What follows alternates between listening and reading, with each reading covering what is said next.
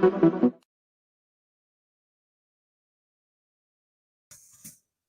up, sports fans? It's your man D back. Speak Your Mind Sports Talk. All right, check it out, man. Speak Your Mind Sports Talk live daily. We're not talking sports today, social issue. And I want to talk about the war that America's poor man waged on himself. Probably another one of these touchy topics. Y'all know how I do. And gonna be some people that don't like what I have to say simply because it's the truth. And as we know, the truth hurts.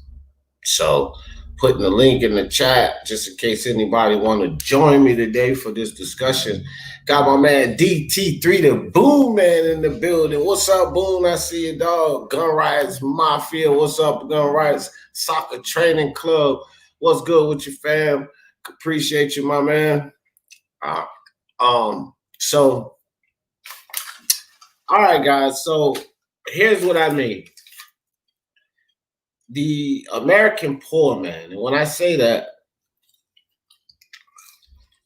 on the social status, I really mean like the middle class, maybe, middle class and upper middle class is pretty much being abolished. But from there on down, because that's generally America's poor man, the working class man, the guys in the hood. The war we wage on ourselves starts here. It starts in the mental. And Punch Drunk, shout out to Punch Drunk Boxing, but he had a live and it got a really touchy. Chin Smoke in the building. What's good with your Chin Smoke? Appreciate you coming through. And one thing about men in America, low income. Remember, guys, we're keeping this focus on low income guys, people that we probably know, because even if you think you're not low income, if you're not making more than $250,000 a year, and you know what you make, if you're not making more than $250,000 a year, you're low income pretty much. So when I talk about the people in this income bracket, the war we wage on ourselves is first and foremost lack of accountability, man. There's a lot of things we can do to get ourselves out of the position that we're in, but we'd rather sit around and talk about what prevents us from moving forward.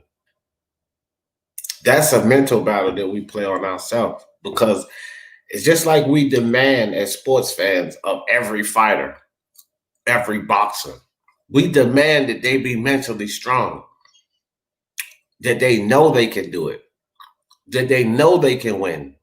That's what we say boxers need. Boxers need. This game is half mental. We sit up here and we pass judgment on these very young kids.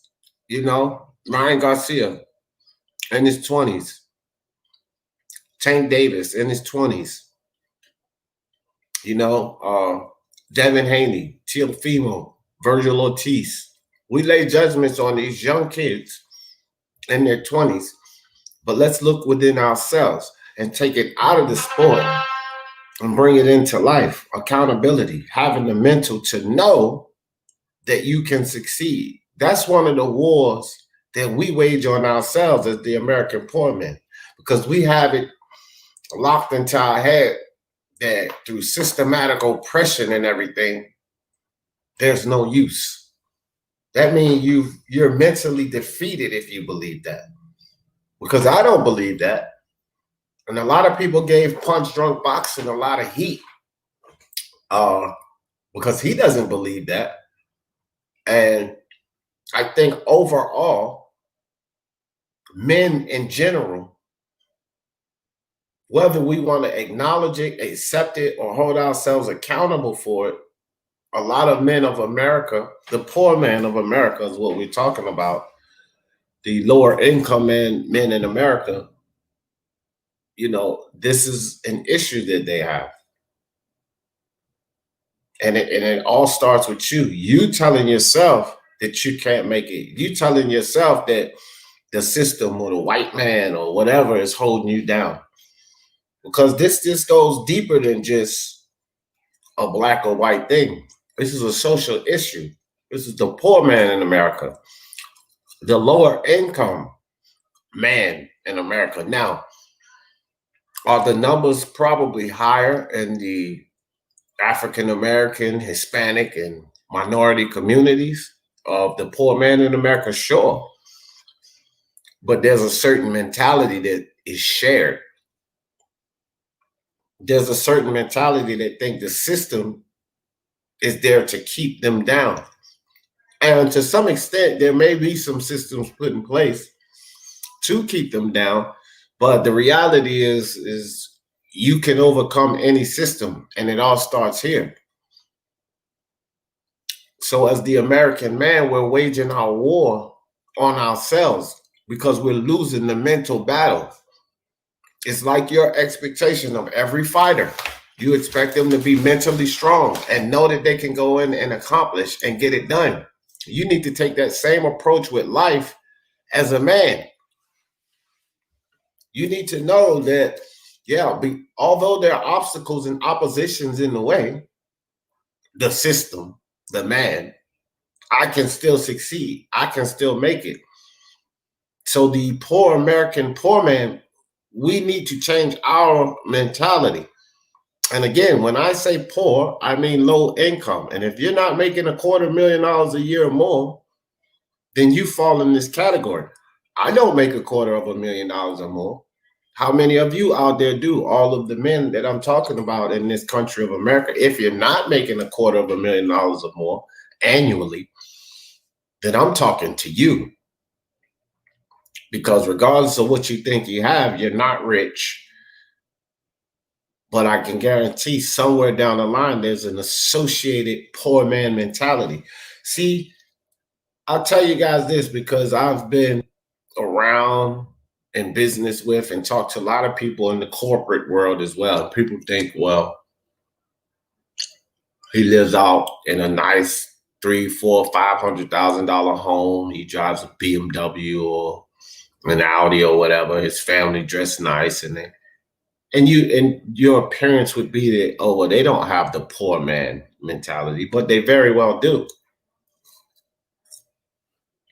They have the same mentality, the poor man mentality, because while you may think the guy in the hood or the guy in the low income housing or the guy just coming from the penitentiary, you may think that they're the only ones that think he's holding me back, the system's holding me back. But this poor man that's making $250,000 or less, that lives in that $500,000 home and drives the nice cars, he's up to his eyeballs in debt. And he wants to move ahead, whether it be in business or the company he works with, but the man is stopping him. There are certain pieces in place that wants to keep me here. So they have that poor man mentality as well.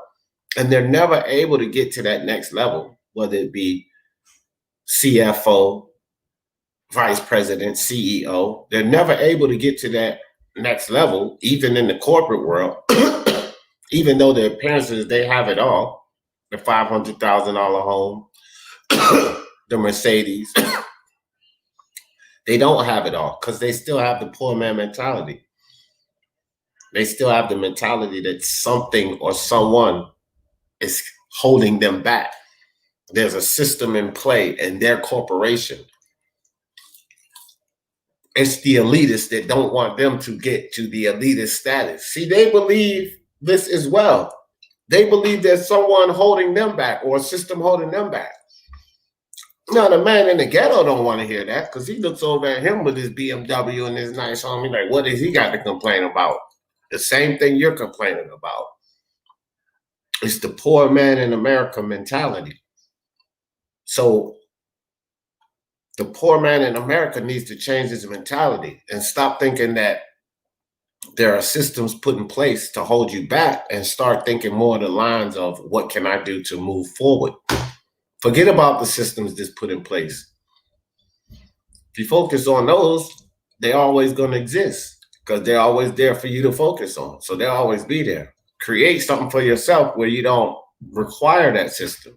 And I'm talking to the men out here because we're the leaders of our community. And all of you men, poor American men, and I'll continue to reiterate this. If you're not making $250,000 or more a year, I'm considering you a poor American man. You're the guy I'm talking to. You need to get your mind in order and stop telling yourself that there's something defeating you that's holding you back. The only thing that's holding you back is you. It's not the two execs at your job that you know don't like you and don't want you to make partner. No, it's not them holding you back. They have not built a system to hold you back. You're holding yourself back, and you could make partner. And you could be part owner of that firm or whatever if you release yourself here, just like the man in the hood. No, the man, the government, the police not holding you back. First and foremost, you might want to try to stop doing the things that would require the police to be around you. So if you're out there selling drugs in the street, shooting and carrying on, driving drunk and such, then that's cause for the police to be around you. So as the poor American man, first decide to stop to do those things. Because a lot of people that are in the state of poverty or don't earn a lot of money, the men I'm talking about here, we're always doing things. We have these vices. We always do things that we could relinquish, that would relinquish those problems. So if you relinquish that habit, you relinquish that problem. If you stop selling the drugs first, even though it's not enough money or what you perceive as enough money, go work a job. I don't have a license. Get on the bus. Oh, it's tough. Well, it's people that do it every day. So you don't have to drive that nice fancy car you bought with the big rims knowing you don't have a license. Get on the bus, get a job, stop selling the drugs. Hold yourself accountable for doing that. And then you're not in the environment where the police can railroad you, where they can treat you wrong. But as men, our ego don't let us think that way. They let us think we're doing the only thing we can do to survive, and the police are fucking with us. See, so as men, we wage a war on ourselves. What about the fact that we run around, a lot of men, low-income men in America, we blame the war on drugs of taking low-income, low poverty, especially African-American men out the household. And it very well, the systematic use of it very well did remove low income, Hispanics too, guys. Don't think it's only black. It was of low income people. If you were caught with crack, you were caught with crack. And I don't think, a white man may have gotten 3 years less, but he still got 6 years. And the black man got 9 years, while the corporate guy got caught with an ounce of cocaine and didn't do a month in jail. So it didn't matter when they put this false war on drugs out there. It was to take the low income man out of the household. Now, I talked about this before, and because all the systems were put in place, the majority of the low income men were minorities, Hispanics, blacks, and so forth. So it targeted a certain demographic, and we all know that. But don't think that it only affected that demographic. It affected the poor man in America. And now you have this poor man mentality, poor man syndrome, whether they be white, black, Hispanic, Chinese, or whatever. There's a cultural syndrome that we have to overcome as men. A lot of us complaining about the system and how the system are holding us back have fallen victim of the poor man mentality. And that's what I want to talk about here today.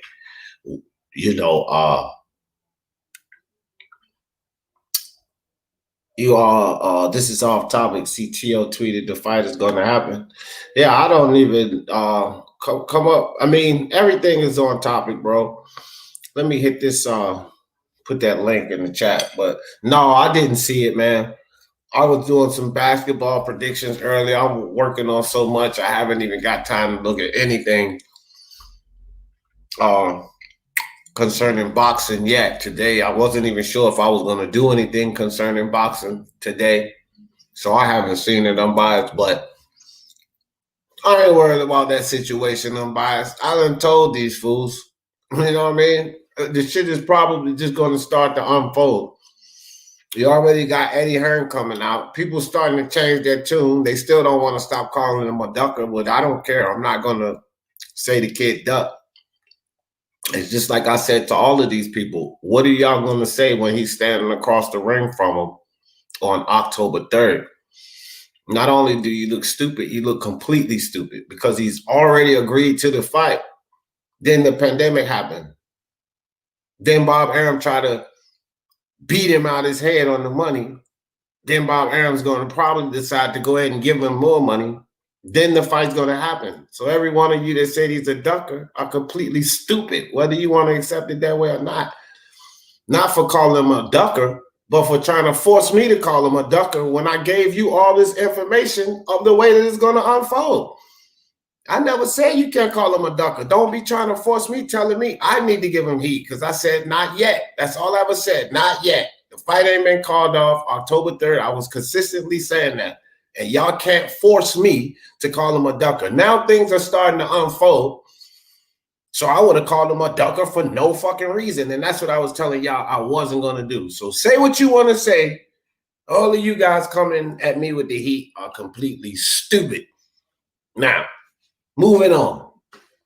Back to the poor man mentality. You know why, Iceman? I just looked down and I saw that.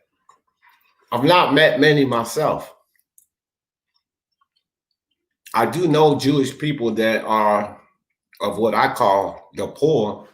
Remember, I said under 250,000. So I do know Jewish people in that class, but it is still a mentality. And I've never seen that either because, first and foremost, they have in their religion, habitually, they practice gratitude. So when you practice being grateful and appreciative, that contradicts the poor man mentality altogether. Just the mindset of being grateful and appreciative for the things that you have, it already contradicts and counteracts the poor man mentality because the poor man mentality feeds on desires, things that you believe you need or you want to have. But if you're grateful and appreciative for all the things you have already, then you don't have as many desires. Therefore, that helps them, their religion helps them and their mentality not desire all the materialistic things of the world and all of this. And they're grateful for the things that they have. Therefore, it's less of a chance that they fall into the poor man mentality. So someone of a Jewish community making $250,000 or less are living free and probably more happy than someone of the poor man mentality making $250,000 or less. Because remember, I started this off. It's a mentality. So it all starts in the mind, bro. And as American men, low income men, we have to change first our mentality. That's the first thing that we have to change. I've only started on this, but that's one of the key points. We have to get out of the mentality that anyone's holding us back, be it systematic or whatever. It may be true, and I'm not saying that there are not systematic systems, there are not systems in place to keep the low income man down. They are, but they can only keep you down, brothers and sisters, if you utilize them and if you put yourself in position where you have to continue to utilize them. So what I say is don't focus on the fact that there are systems in play. Focus on how to get from underneath those systems, because that's what a lot of people don't do. They complain about what's going on.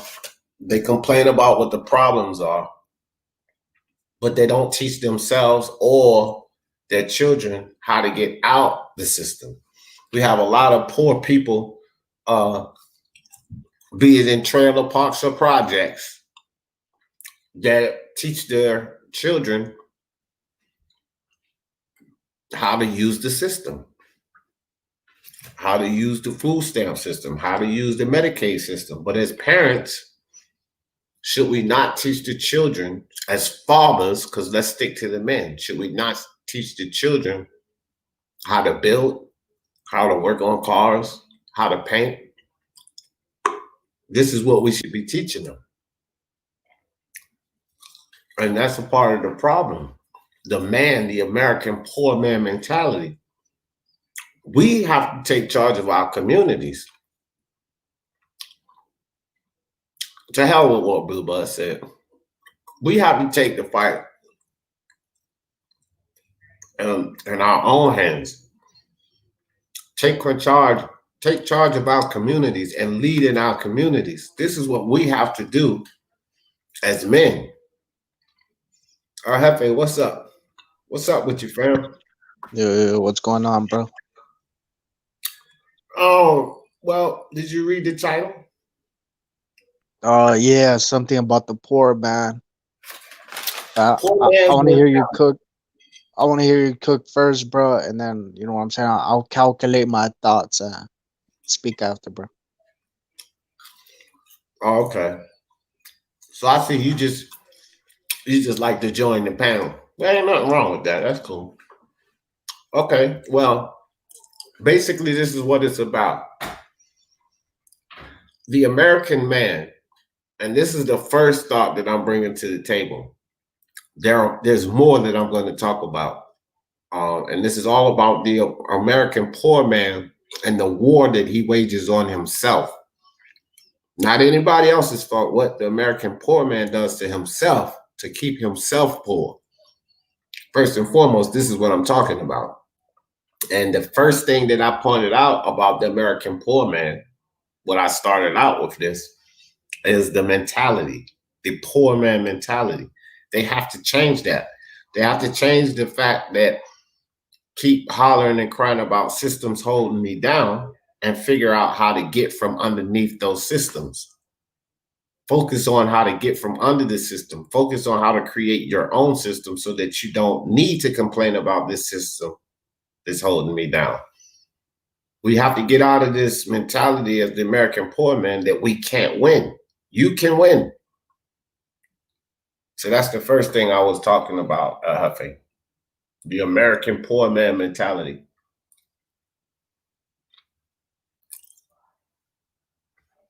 So anyway, another thing I want to point out is the American male, the ego. Now, this is a big one. When we talk about the American man keeping himself, the war he wages on himself is because the American man cannot let go of that male ego, that macho, that bravado is a problem in the American man. You look at even the leaders of this country, going and knocking on doors of other country, so-called liberating them, pushing your ideals and idealistics on those countries. It's the cultural thing. The American man ego is that I am better than you. Now, a lot of Americans won't want to accept this, but the world knows it. The world sees it. The world sees it when we compete against the world. They see it in the Americans. I am better than you. Well, the American poor man has that mentality, but here's something that's ironic about having that mentality as the American poor man and that ego, that chip on your shoulder with people around you in your environment, other American poor men, that I'm better than you. Here's the irony in that. You're poor. $250,000 or less is what I said. The ironic part of you thinking or feeling that you're better than the next man is you're poor. Because I'm speaking right now to the American poor man. We need to change these ways of thinking. You need to stop thinking that you're any better than the next man. I don't care if you make 160,000 and that man only makes 30,000. What did I say? 250,000 or less in this country, you're considered at a certain social status. You're a poor man. So stop thinking because you are up to your eyeballs in debt, but you live out in the suburbs in your nice fancy house in your BMW and Audi, but you owe everything you own. You owe everything in your bank account. You're up there, your eyes are balls in debt, but because you have that, you're no better than the man in the hood. But the ego won't allow the American man to feel that way. And so ego plays a part in a lot of the hatred and the deceit and the altercations and the war that the American poor man wages on himself, because it's that ego that caused the American poor man to kill each other, to rob from each other, to steal from each other, instead of building together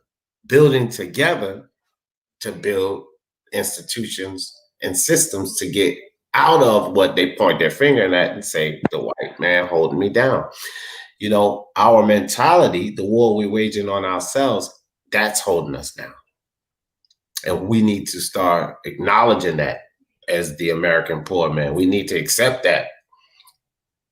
We need to stop fighting. Yo, but D Jefferson, don't you think the whole capitalistic way of the Western world, don't you think it's based on exploitation, bro? I have faith. Yes, I There do. needs to be cattle to have Wait, milk. wait, wait, You know wait, what I'm no, saying? no. Didn't you just ask me a question? Right? Let me answer. The answer to your question is yes, I do. But I want you to get a concept of what we're talking about here so that you don't get lost.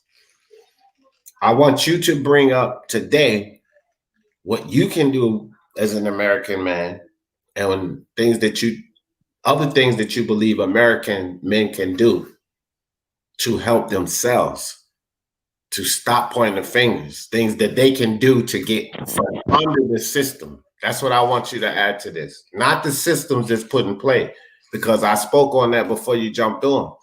Yeah, I know the wage on war that started with the Democrats, the bill that was publicized by Richard Nixon and all out affair by Ronald Reagan is a huge part of why we have a lot of broken homes in the lower income community. That system was put in place not to only affect the African American and Hispanic community, but it's a socialistic agenda that was involved. The poor man. And that war on drugs affected the poor man. Now, at a high rate, it affected the Hispanic and African American community, but don't think that the poor man in general wasn't also affected by that. And so, what I'm saying, when you think about that, I'm talking the poor man mentality right now, El Jefe. I know that there are systems in play, but I want you to add, if you can, what can the poor man do to get out of the poor man mentality? That's what this live is about, not the systems in play. We know that those things are there. Yeah, I agree. There is ways out, but as I said, bro, it's a very slimy road you got to go through. It's a very yeah, you have to have a lot of confidence in yourself. You have to have a lot of discipline in yourself. You got to be able to remove yourself from the vicious cycle, because that's what we're in. The poor man is in a vicious cycle. When you're born poor, bro, they want you to die poor, and they want your family to not not your, of course, your family, but your extended family, like your sons and grandsons. They want them to be poor. So we got to end that cycle, bro. The best way to end the cycle, man, is sticking together as a family. You got to build as a family first, man. We got to rebuild the family structure. And when I mean rebuild the family structure, the man and the woman need to stay together, bro. We need to stay together in unity, because marriage is not only about, you know what I'm saying, loving each other and all that, all that lovey dovey shit. It's about building with your wife, bro. building a mini empire with her, being for each other. It's a communion that lasts forever, bro. So you gotta do that. You gotta strategize, man. You gotta build. You gotta come close with your family, with your community. Uh, Put a structure together. Try to open a business, man. And even if you don't do that, we gotta find a way to live in harmony. We can't be destroying each other, man. We gotta keep it. We, but I've been saying it like this, man. We gotta find our faith back in God. That's one of the main reasons that the poor families have lost our faith in God. We feel like we're lost, bro. We feel defeated, man. And that's what they want us to do, man. They want us to come back to this vicious cycle and feel defeated. El Jefe has never felt defeated, man. Because at the end of the day, it's a power of the mind, bro.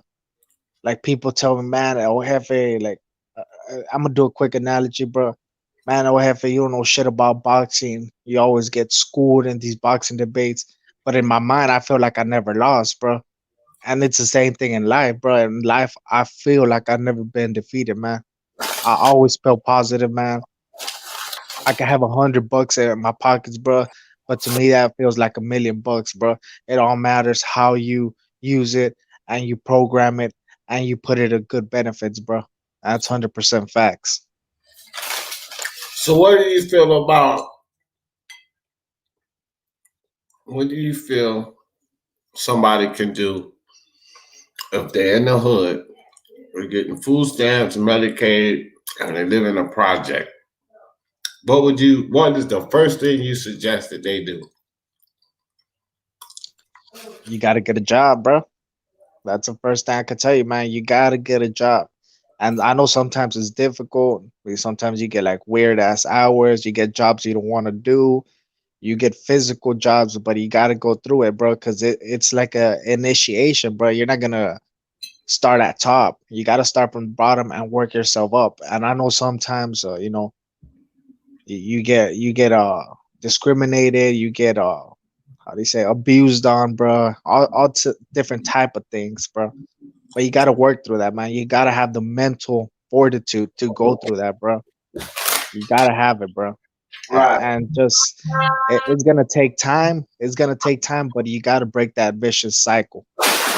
You got to break it, bro. It's like trying to stop being an alcoholic, bro. You got to stop drinking. You gotta go to work. Sometimes you gotta separate from the people you mostly love, bro, because they're a negative influence in your life. And El Jefe has dealt through that, bro. I felt like I had to break that vicious cycle, man. I had to get away from vicious things that would have taken me to the wrong road, bro. You gotta do that, man. And even if they're family, you gotta do it. Okay. Well, that's good, bro. That's good. Now, let me explain something to you, or let me explain my perspective on this. Uh, and this is a part of an issue that we have. Now, I'm not saying that you're wrong at all. Actually, I agree with you on a lot of the shit you said. The first thing they got to do is get up, and I wouldn't necessarily say get a job, but I do say they got to get up and do something. They got to get up and move forward toward change. Now, it doesn't, and I'm not saying that not a job, but I'm just saying it could be more than a job. They could get up and go to a trade school to learn a trade, like a lot of young ladies do in the projects, and they end up getting out when they go to become CNAs or something or another. You know, uh, here's the thing. I've talked about a job on here before, and my acronym for it was just over broke, right? So I don't always push that a job is the answer. I don't always push that college is the answer. But what I do know, and what I agree with you 100% on, LFAG, Boogie in the building, Dragon Leg, Martin Ramos, what's up? What I do know and agree with you on is they got to get up and do something. They can't sit around the projects watching TV, smoking herb all day, right? They got to do something. But let me ask you this. And this is where I think sometimes youth kicks in because, again, we learn from our environment, from what we were taught by someone. If you're living for free, if you have free medical and free food coming in through food stamps or whatever, instead of going to a CNA program, or instead of going to a community college for 2 years, or instead of going to get some worthless job where you would be making more money and working to move out of that project, has anybody come to these young people and say, why don't you study and learn how to operate and manage a business for the next 2 or 3 years? And then after the next 2 or 3 years, while you're studying and learning, you work a little small job. You save money because you're not paying for anything. Do under the table work. Do hair. A lot of girls do hair, but save the money. You don't have to pay for food. You don't have to do this. Somebody give them a budgeting plan, a savings plan. Show them how to invest into a small stock, because you can start off with 50 bucks. Continue to invest, and that thing will grow in a 2 or 3 year span. Then in a 2 or 3 year span, after you've trained and learned about operating and conducting business, you start a business. But guess what you have? Money that's saved up, so you don't even have to take out a business loan. And since you understand now about business, because instead of sitting on your ass or smoking weed or going to a college for 2 or 3 years or working a job for 2 or 3 years just paying bills, you were training and learning about how to operate a business. Now you have capital to start that business, and you have the knowledge to operate and manage the cash flow of that business. Where do you think somebody like that may be 10 years later? Because that would be 2 to 3 years to learn business, 10 years to operate and conduct business, 13 years out of the projects. There's a good chance that they will be millionaires. 13 years out of the projects working just over broke, getting a job, they'd probably be making $6 an hour more than they were making 13 years ago. And so there are multiple ways to get this done, but that's just another perspective, because I don't quite believe in jobs, but I do agree with a lot of what you were saying, because they got to get up off their butts. That's one of the things that these American men, we're not talking about women or project women, we're talking about American men, because it's a lot of lazy fucks that are living in these projects with these ladies, and they're not even supposed to be there. These are the guys that I'm attacking. There are a lot of lazy fucks living in these trailer parks with these women, and they shouldn't be there.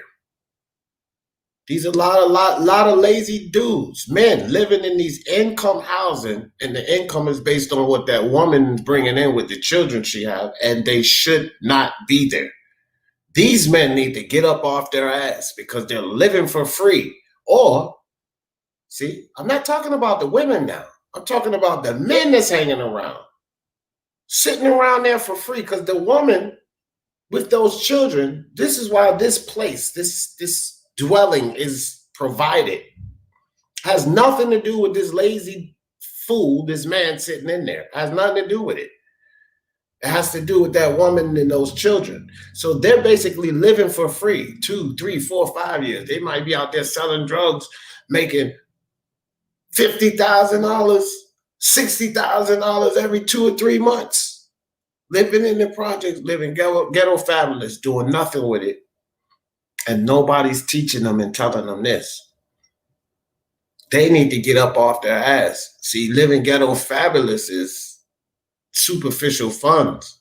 At the end of that ride, you're still that poor man, and you come out of the penitentiary talking about the white man keeping you down. But you tell me, Mr. Poor Man, did the white man, the government keep you down when you was making $50,000, $60,000 every 2 or 3 months, living for free? Do you know businesses operate off of a third of that? year after year. So we need to hold ourselves accountable, American poor man, and stop pointing the fingers. G Boogie, what's good with you, fam? Not much. Everything chilling, living long, living life good. What's the topic? The American poor man, the mentality, the war we wage on ourselves. And when, I think that when we hear like Punch Drunk had a live the other night, and I didn't want to really uh I didn't want to really base this conversation on a demographic because I think that there's a mentality that affects the American poor man. It is the same mentality, however, that Punch Drunk was speaking about and that people may speak about in other communities. But I wanted to put this mentality out there because it affects the African American community, the Hispanic community, the poor, the low income community in general. And I gave an example of how you may have a guy out there making 250,000 or less, and he has a nice home, the BMW, the Audi, and he's up to his eyeballs in debt. And he has this poor man mentality as well, because the mentality is that there's some system or something that's holding him back. He could be at this corporation and believe that the corporate figureheads don't want him to move forward and they're holding him back. They have that system in place to hold him back. Even though he has more than the man in the project, he still has that poor man mentality. And this is something that we create on ourselves. We wage this war on ourselves. Well, it's because that man wants to supersede what the notion is of, okay, a rich person, put it this way, a rich person will take more risk. Why? Because it's more value at the back end, because he's using other people money to get him to the point where he's profiting. It's just like a drug dealer. Okay, put it in that mind spec too. Okay, a drug dealer, they get the product, they get it on consignment, they go out there and go do the thing. Okay, now he can get out of this situation by utilizing that avenue, okay, by investing in legitimate businesses that'll gain him profit. So in the mind spec of a person that wants to go get it, there is no limitations. The only limitations is the limitation that you perceive as the person that's in front of you. That's just my perspective. And I came from a poor family. Well, my family had money, and then it went to shit.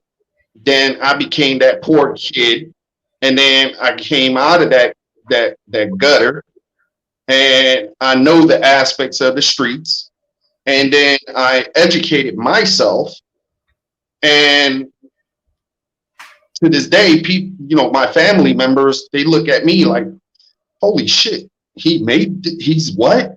Not a lot of people can say that. Oh, well, I don't blame nobody. I blame myself.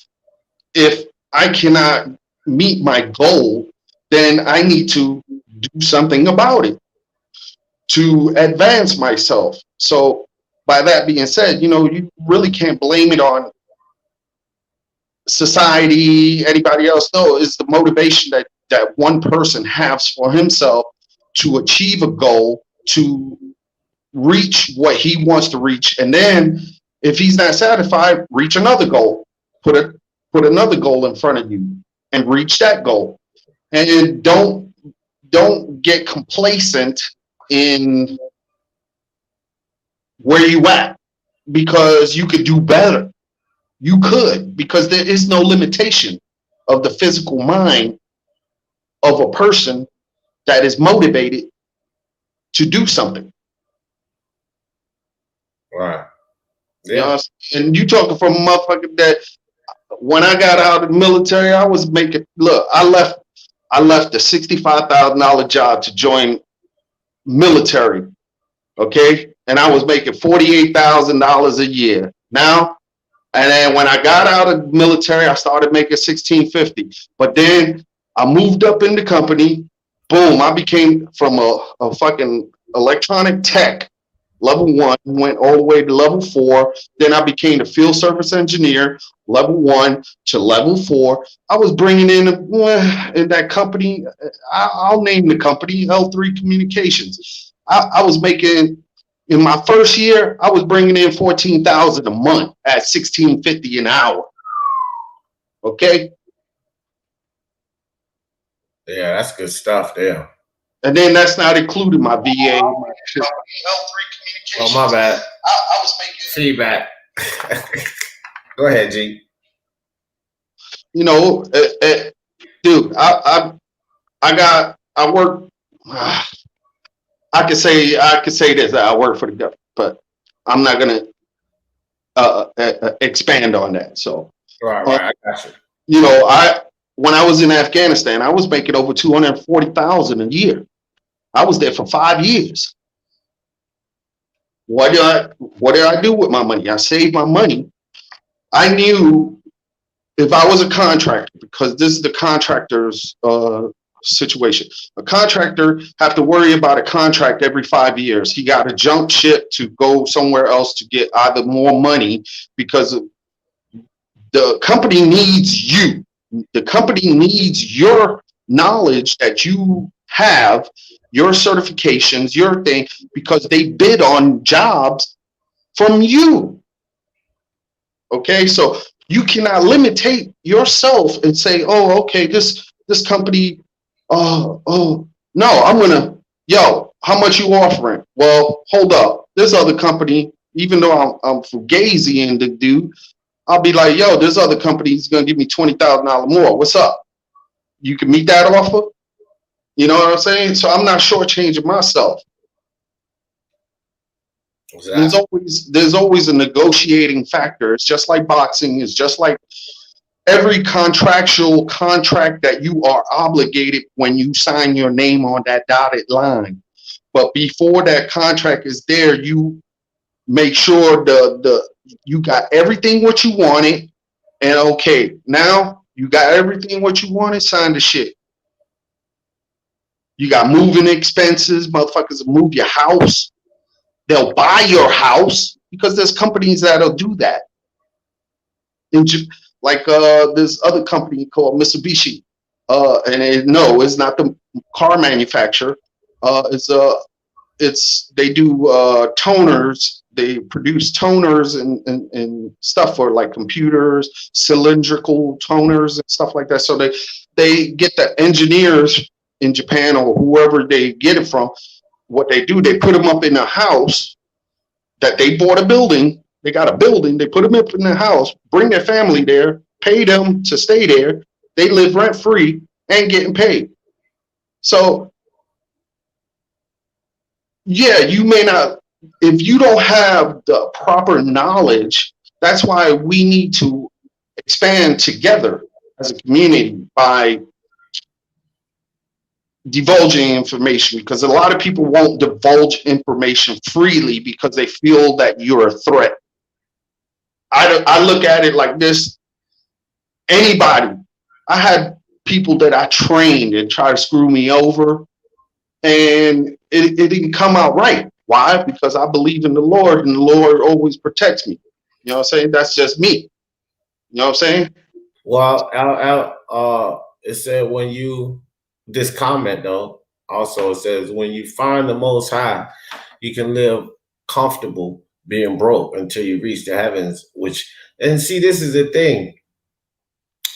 I would take being broke out of there. And see, when you find the Most High, here's the thing, and look at this. Bro, being broke is a perspective, because remember, guys, people in America, and this is why I'm talking about the American man and the war the American man wages on himself. And I started this live off with, it's a mental warfare. And this comment here is an example of this mental warfare we wage on ourselves, because guys, remember, being broke is a mentality. It's only the propaganda of the American media that tells you what success is. The big house, the big bank account, the fancy car. Being broke is sitting here. Do you think, and I've said this time and time again, that someone in a third world country that comes to this country and gets to live in a project and get free food, lights, and running water, do you think that they would consider themselves being broke? Hell no. They would consider themselves fortunate as hell because they just came from a mud hut where they have no running water and lights, and they have to go find or dig for food every day with no medical treatment. Dude.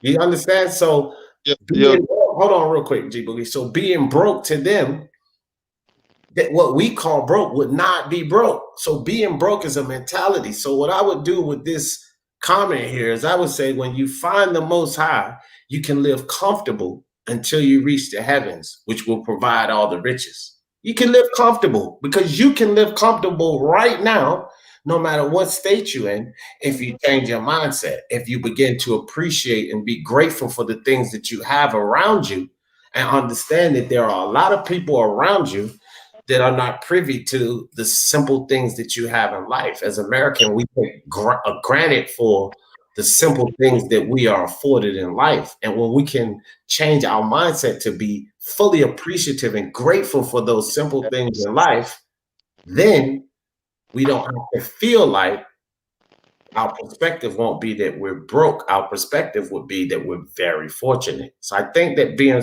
broke in a lot of senses is a perspective.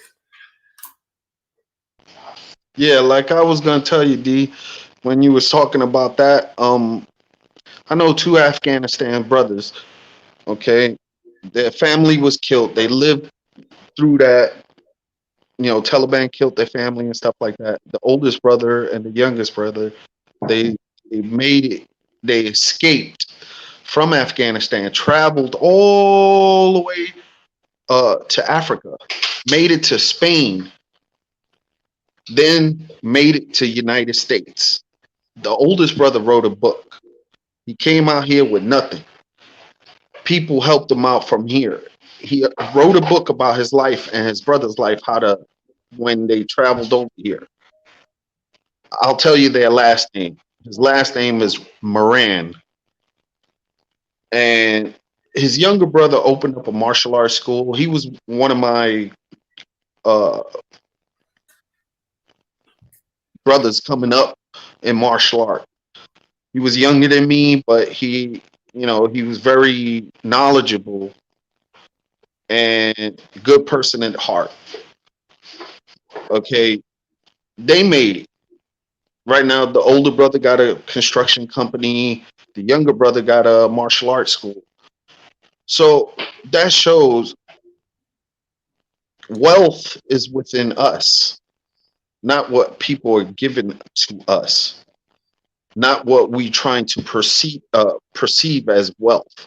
Wealth is within us. We make the wealth through our sweat, through our love, through everything we go through in life.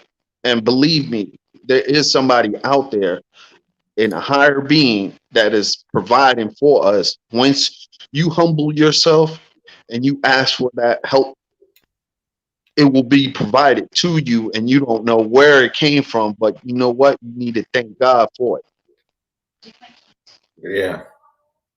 Yeah, no doubt. So moving on to the next topic, that Boxing Monster, cut it out, bro. Show some respect. Ain't nothing boring. This YouTube is like a TV remote control. It's always other channels and other attractions. Well, what did he say? See. No, hold on. I'm messing with him because he always messing with me. So you click that channel and you find something that's not boring to you. That's what YouTube is about. Boxing Monster. Ugly Cuz in the building. What's good with you, fam? Appreciate you coming through. Chain TC. Salute to you. So I want to move on to the next part of this because I want to keep digging in on the American man, the American poor man, and the mentality that keeps us down. The mentality of our women and our children. Now, again, If we're not willing to hold ourselves accountable and our mentality and understand that we need to change our mentalities, then we're not going to succeed. But I do believe that the American poor man, not all, I'm not pointing the finger at everyone because I don't fit in this category, but my description of the American poor man, as far as income, is of that. So I'm not pointing the finger at all of you guys. Is if the shoe fits, wear it. We have to start taking more responsibility for our families and our household. Too many men out here, the American poor men, getting into relationship, making these babies, and they're leaving those babies behind. Well, you're teaching those children to do such, whether you want to believe that or not. If you make a child, you need to start taking that situation a lot more seriously. And this goes out to the American poor man because you're too willing to make a child and start a family somewhere else. But you have to think about what it is you're leaving behind. You're creating a certain mentality in that young man or that young woman. And it starts with you, the American poor man, because you should be in that child's life. There's no reason you should miss graduations. There's no reason you should miss football games. That woman has nothing to do with it. And a lot of the time, the ego, the male ego, will fuck that bitch and that child. And you guys know you've heard it. Okay, I don't mind you saying fuck that female, but that child is of yours, your creation, your seed. And it's your responsibility and duty now to raise that child the right way. And when you take the step and you do the wrong thing, you abandon that family, then what message is it that you have sent to that child? And let's be accountable. Is there a lot of this going on in the American culture with the American poor man? Now, I'm bringing it back to the blame of the systematic oppression because you have a lot of poor men in the community that will lean on the war on drugs and how that systematically removed the poor man from the household. And it did. It did. It most certainly did.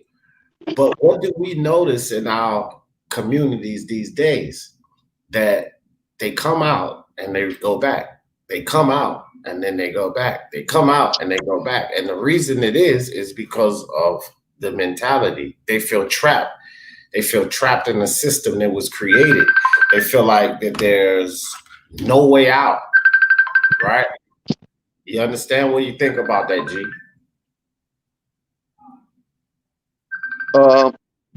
What's that noise? That's my daughter. Go ahead. Yeah. Well, like I said, man, the game, like my cousins have one mother. Their father, my aunt married twice, had one child from each husband, and she let them go. She raised their kids. It's a product of the society, but my cousins didn't allow that to happen and become a statistic. Their frame of mind was they uplifted themselves. You know what I'm saying? One of them went to jail, got out. He did attempted murder and he got out, and he still became a product of a society that he was participating in.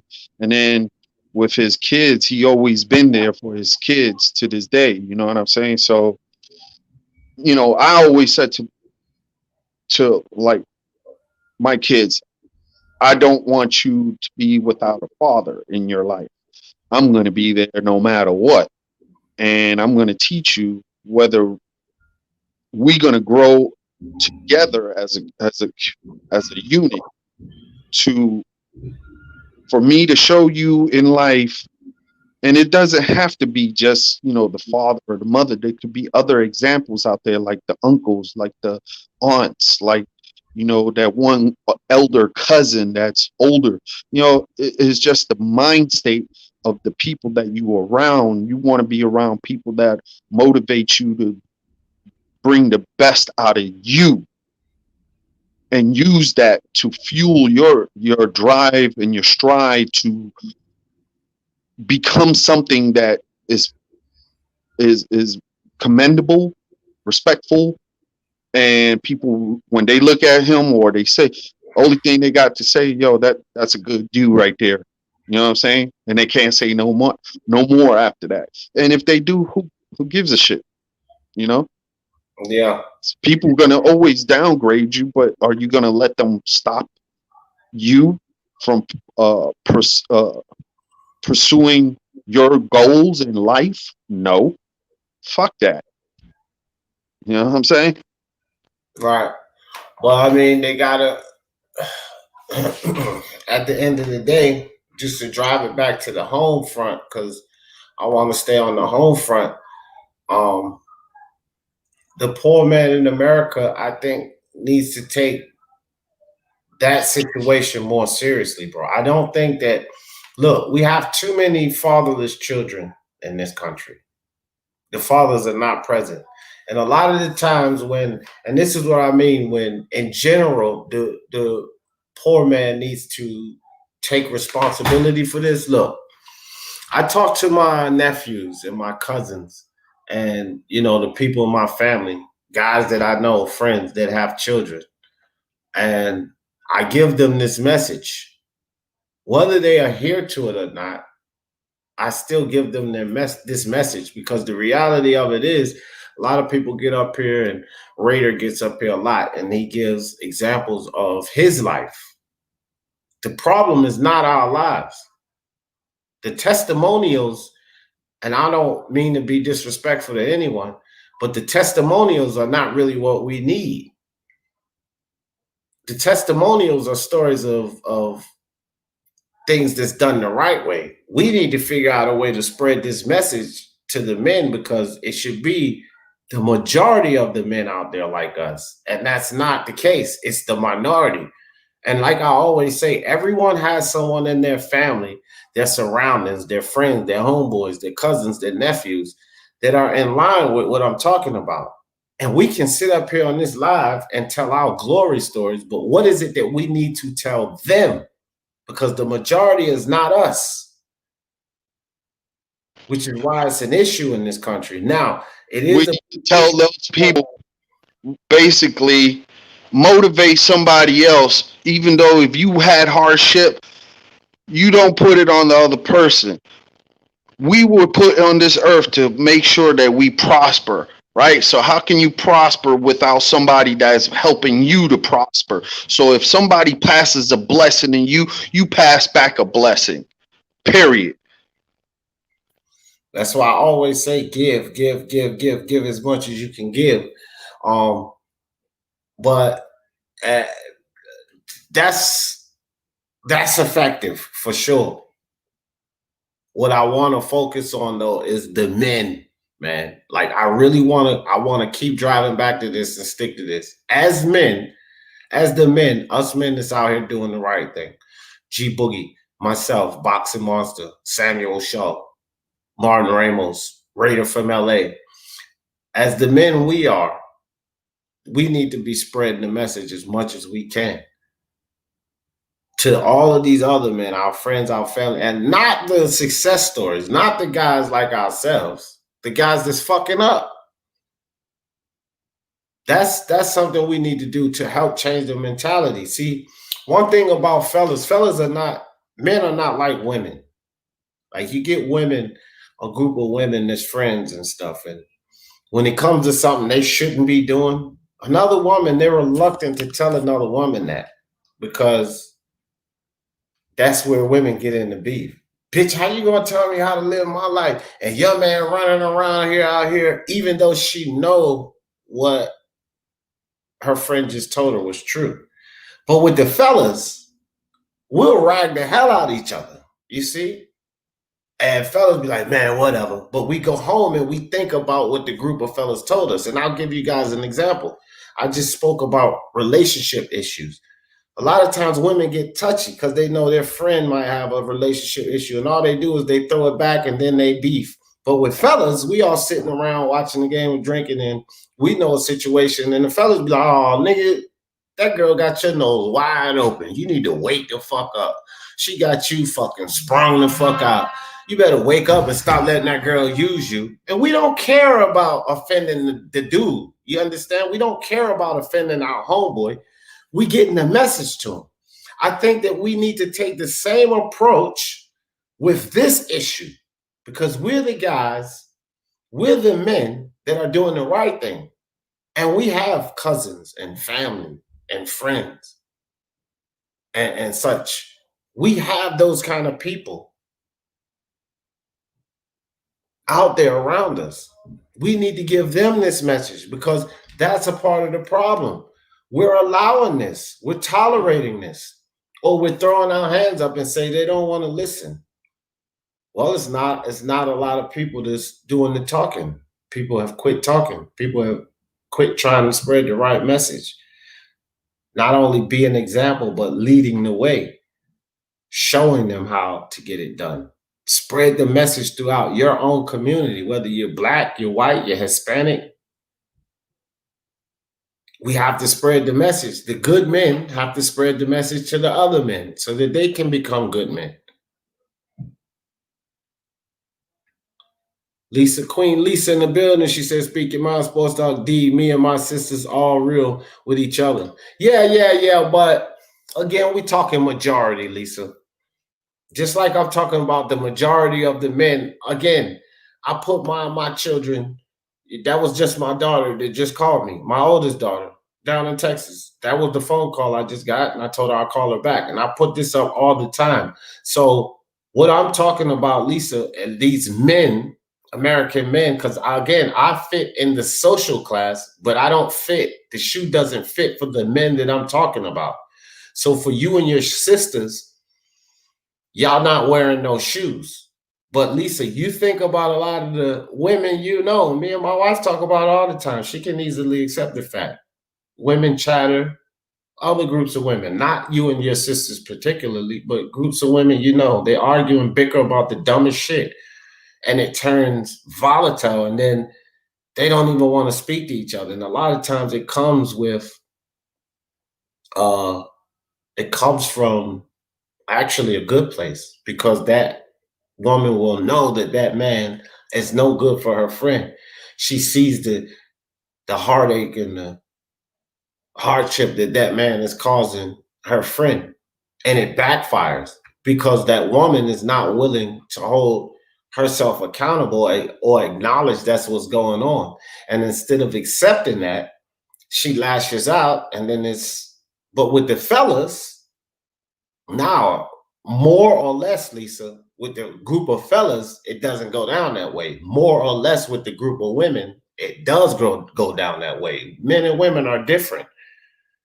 And that's just a fact. So for you and your sisters, I'm pretty sure that, you know, my wife and I have been married for 11 years, and I can count on one hand how many times we argue. Is that common in marriage? Hell no, that's not common in marriage. That's our situation.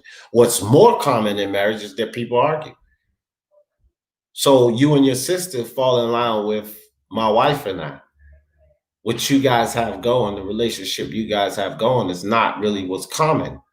What's more common is that people attack each other, go against each other, you know? But with men, we're quick to bash another man.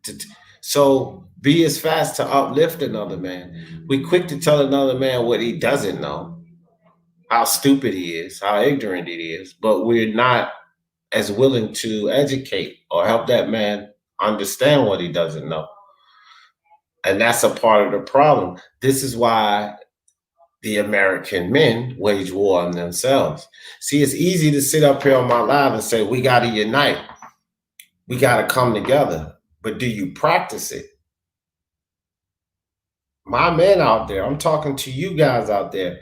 I see a lot of non-practice of it. How many times do I have to sit up here and break up ridiculous fights between grown-ass men? That's not at all coming together. And these fights and arguments are petty as hell. So we can sit up here and talk about, yeah, we need to come to unity and stop all the bickering and arguing, and then get up here as men and do it every day. And that's because we can say these things, but are we holding ourselves accountable? Are we trying to spread the message? Are we trying to be the leaders and show the young men and show the other men of the world how this is done. And I don't see that in the male community, in the lower income male community in this country.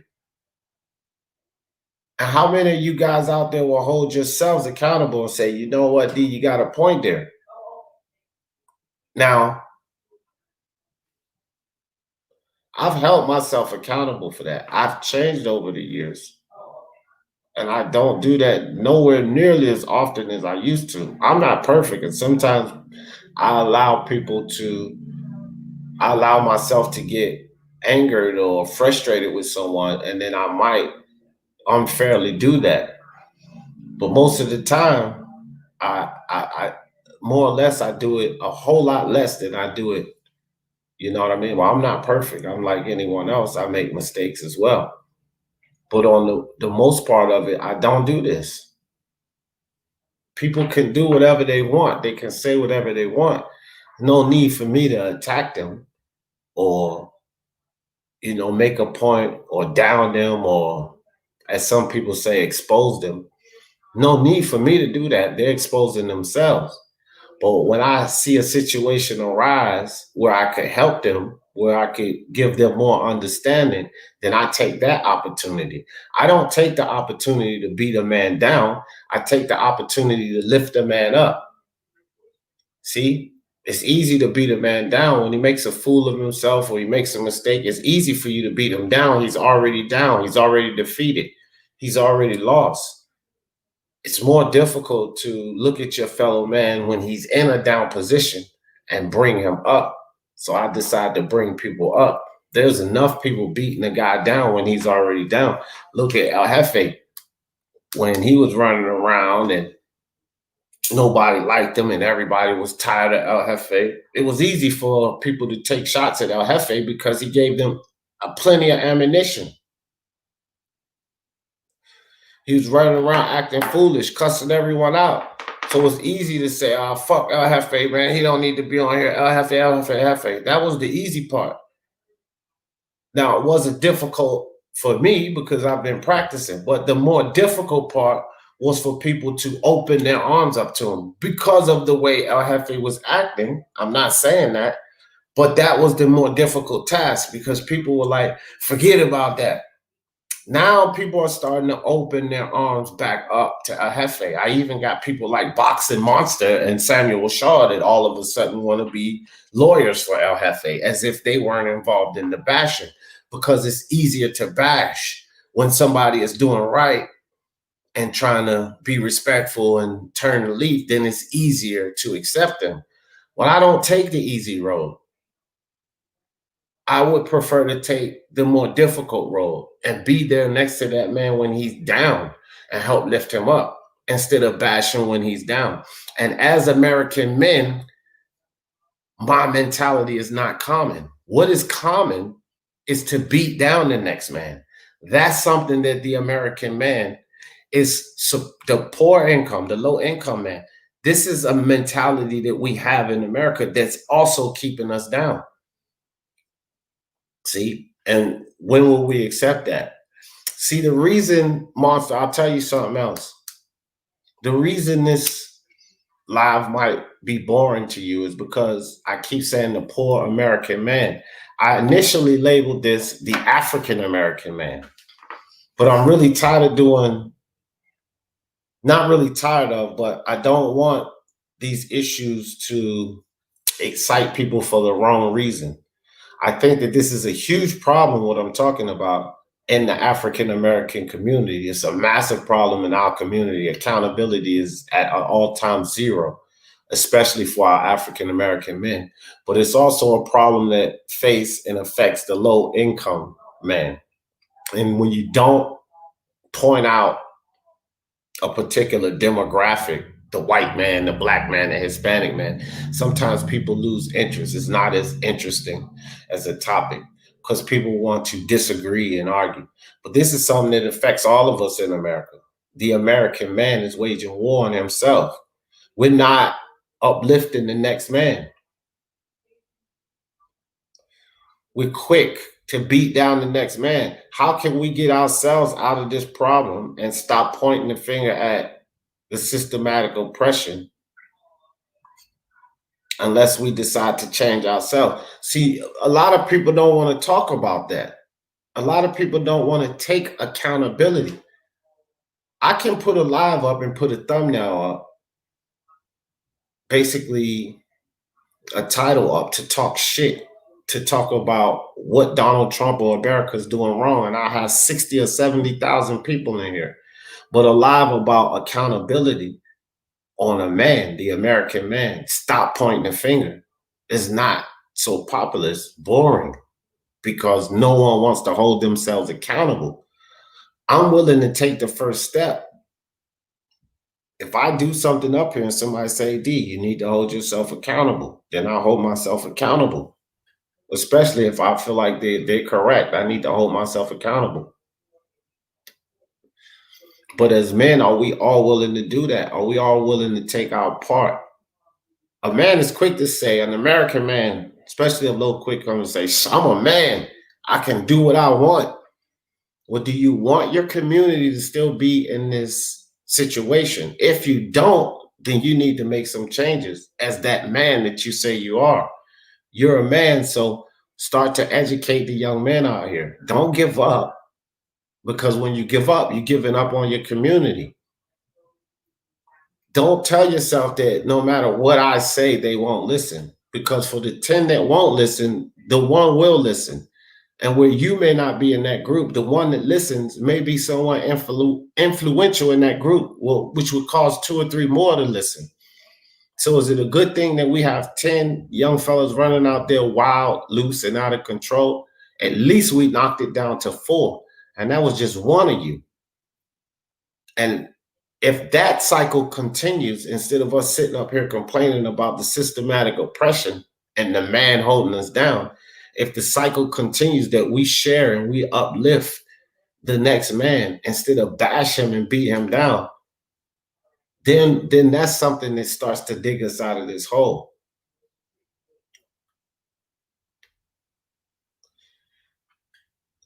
Let me see. Boxer Boston says, Chinamen built the railroad. The Indians saved pilgrims, and in return, pilgrims killed them. Yeah.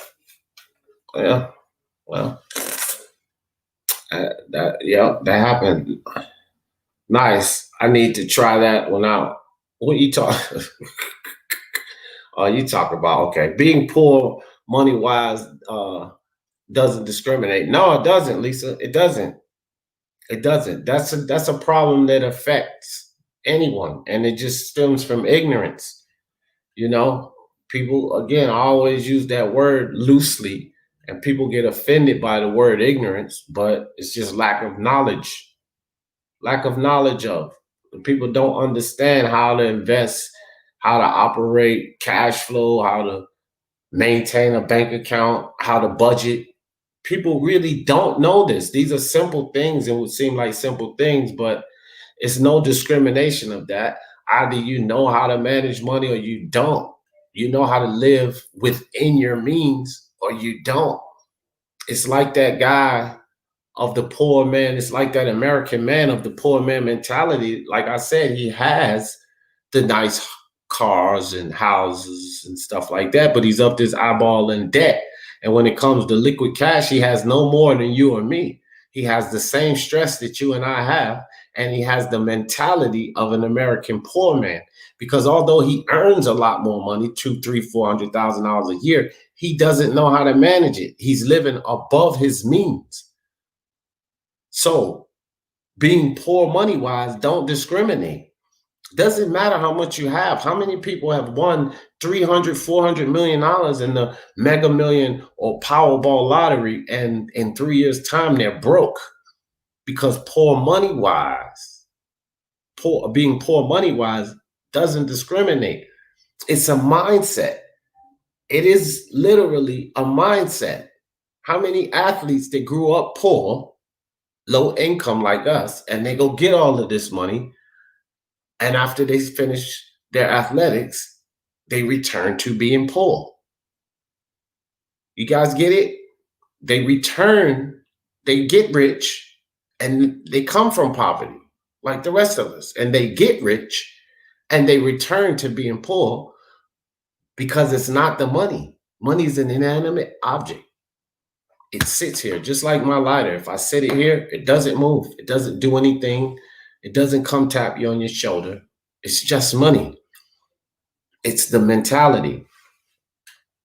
This is what makes you rich or poor. When we can understand this, when we can understand that concept, then you're not poor anymore. You move forth to being rich, or whatever you presume or perceive to be as rich. It starts here.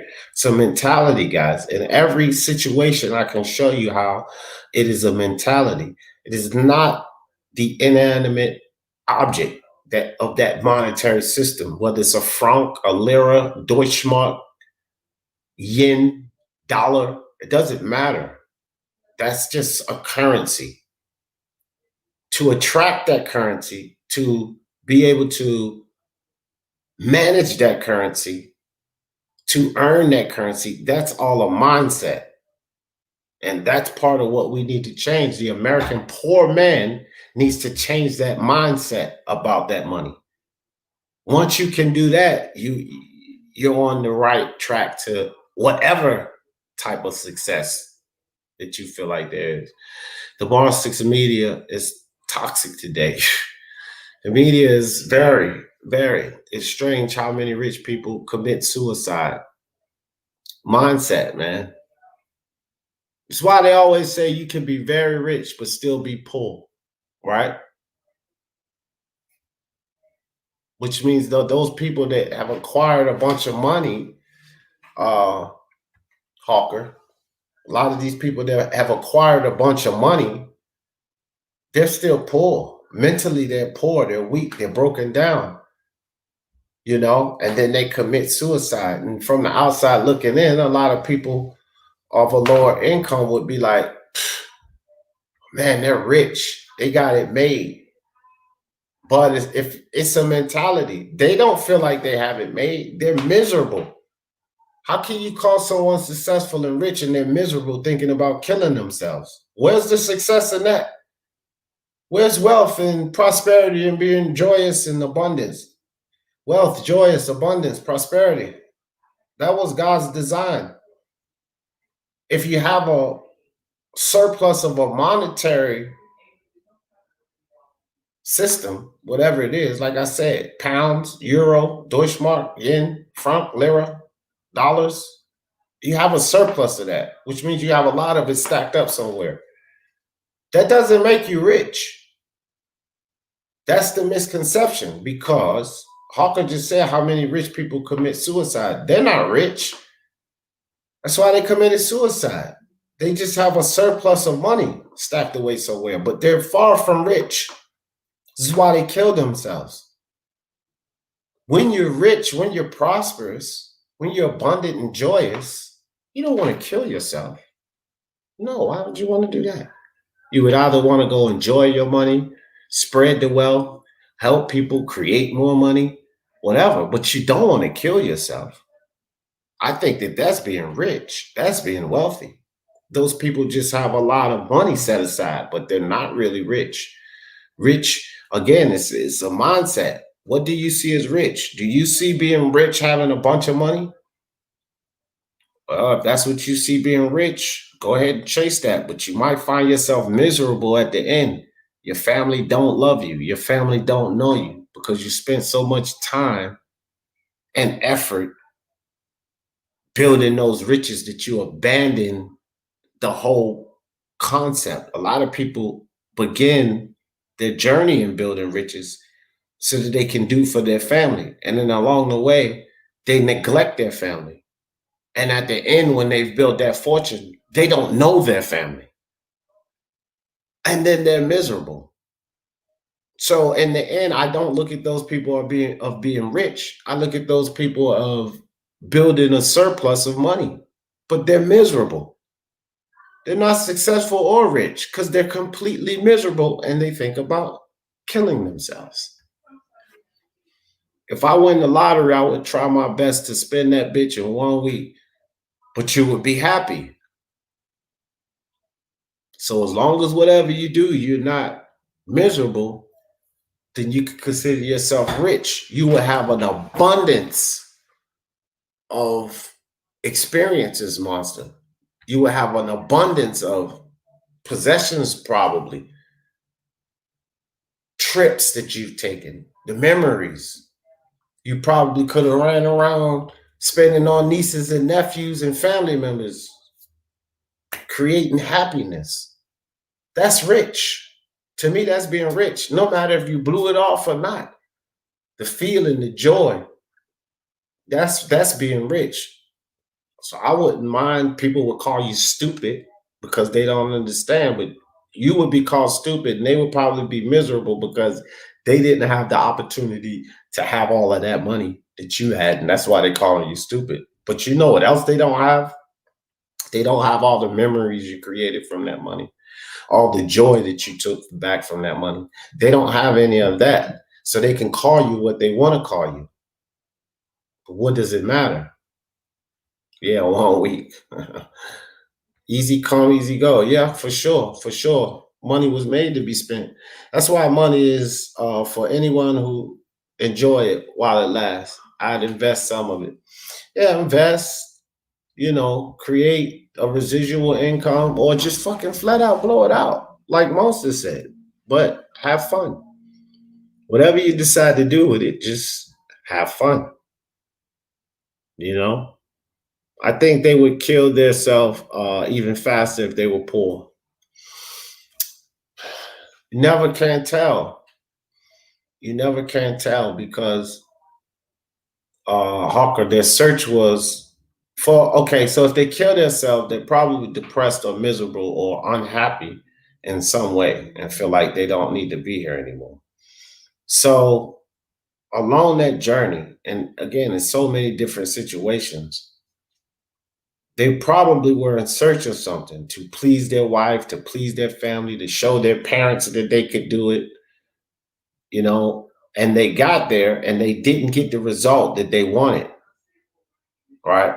But if they never had those ambitions and felt like the money would get them there, if they were poor and they had other ambitions, then maybe they wouldn't kill themselves because they wouldn't have that desire. Sometimes the lust of money or what it can provide causes the depression. You understand where I'm coming from, Hawker? And so if they never took on that journey to build that fortune, then they would have never been severely let down or disappointed by that result, because the result they got once they got to that fortune wasn't the result that they were chasing. They were actually chasing something else that would lead to their happiness. And they thought that the money could get them there.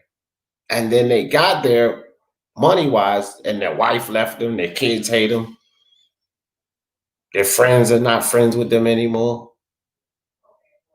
And that is just disheartening. That just causes people to kill themselves. If you rewind their journey, though, and they ask themselves, well, what was it that I truly wanted? So let's analyze that, because a lot of times these people truly wanted love, happiness, for their family to be okay. And if they didn't fall for the propaganda of the media and the society to tell them what riches are and what they need to accomplish for their family to be happy and see, because they get locked in that I need this big house. I need to be able to take trips all around the world, live lavish, and this is what will make my family happy. Therefore, they went on this path. But if they just went on the path that's the average working man, you know how many average households are much happier than them without all of that stuff. They may never have come to the point where they wanted to kill themselves. It all starts in the mind. Everything. Boxer Monster said, if I win the lottery, I would have the world record for the most super chats on YouTube. Hey, you know what? And I'm going to tell you something. Now, I'll tell you this, Monster. From what I truly believe in, when I say my spirituality, you have to give. Just give. The Almighty will take care of the rest because the energy you put out will be received. And if you were to do something like that, Monster, just running around giving people $100, $200 there, $1,000 there, $50 there, God will return that energy to you.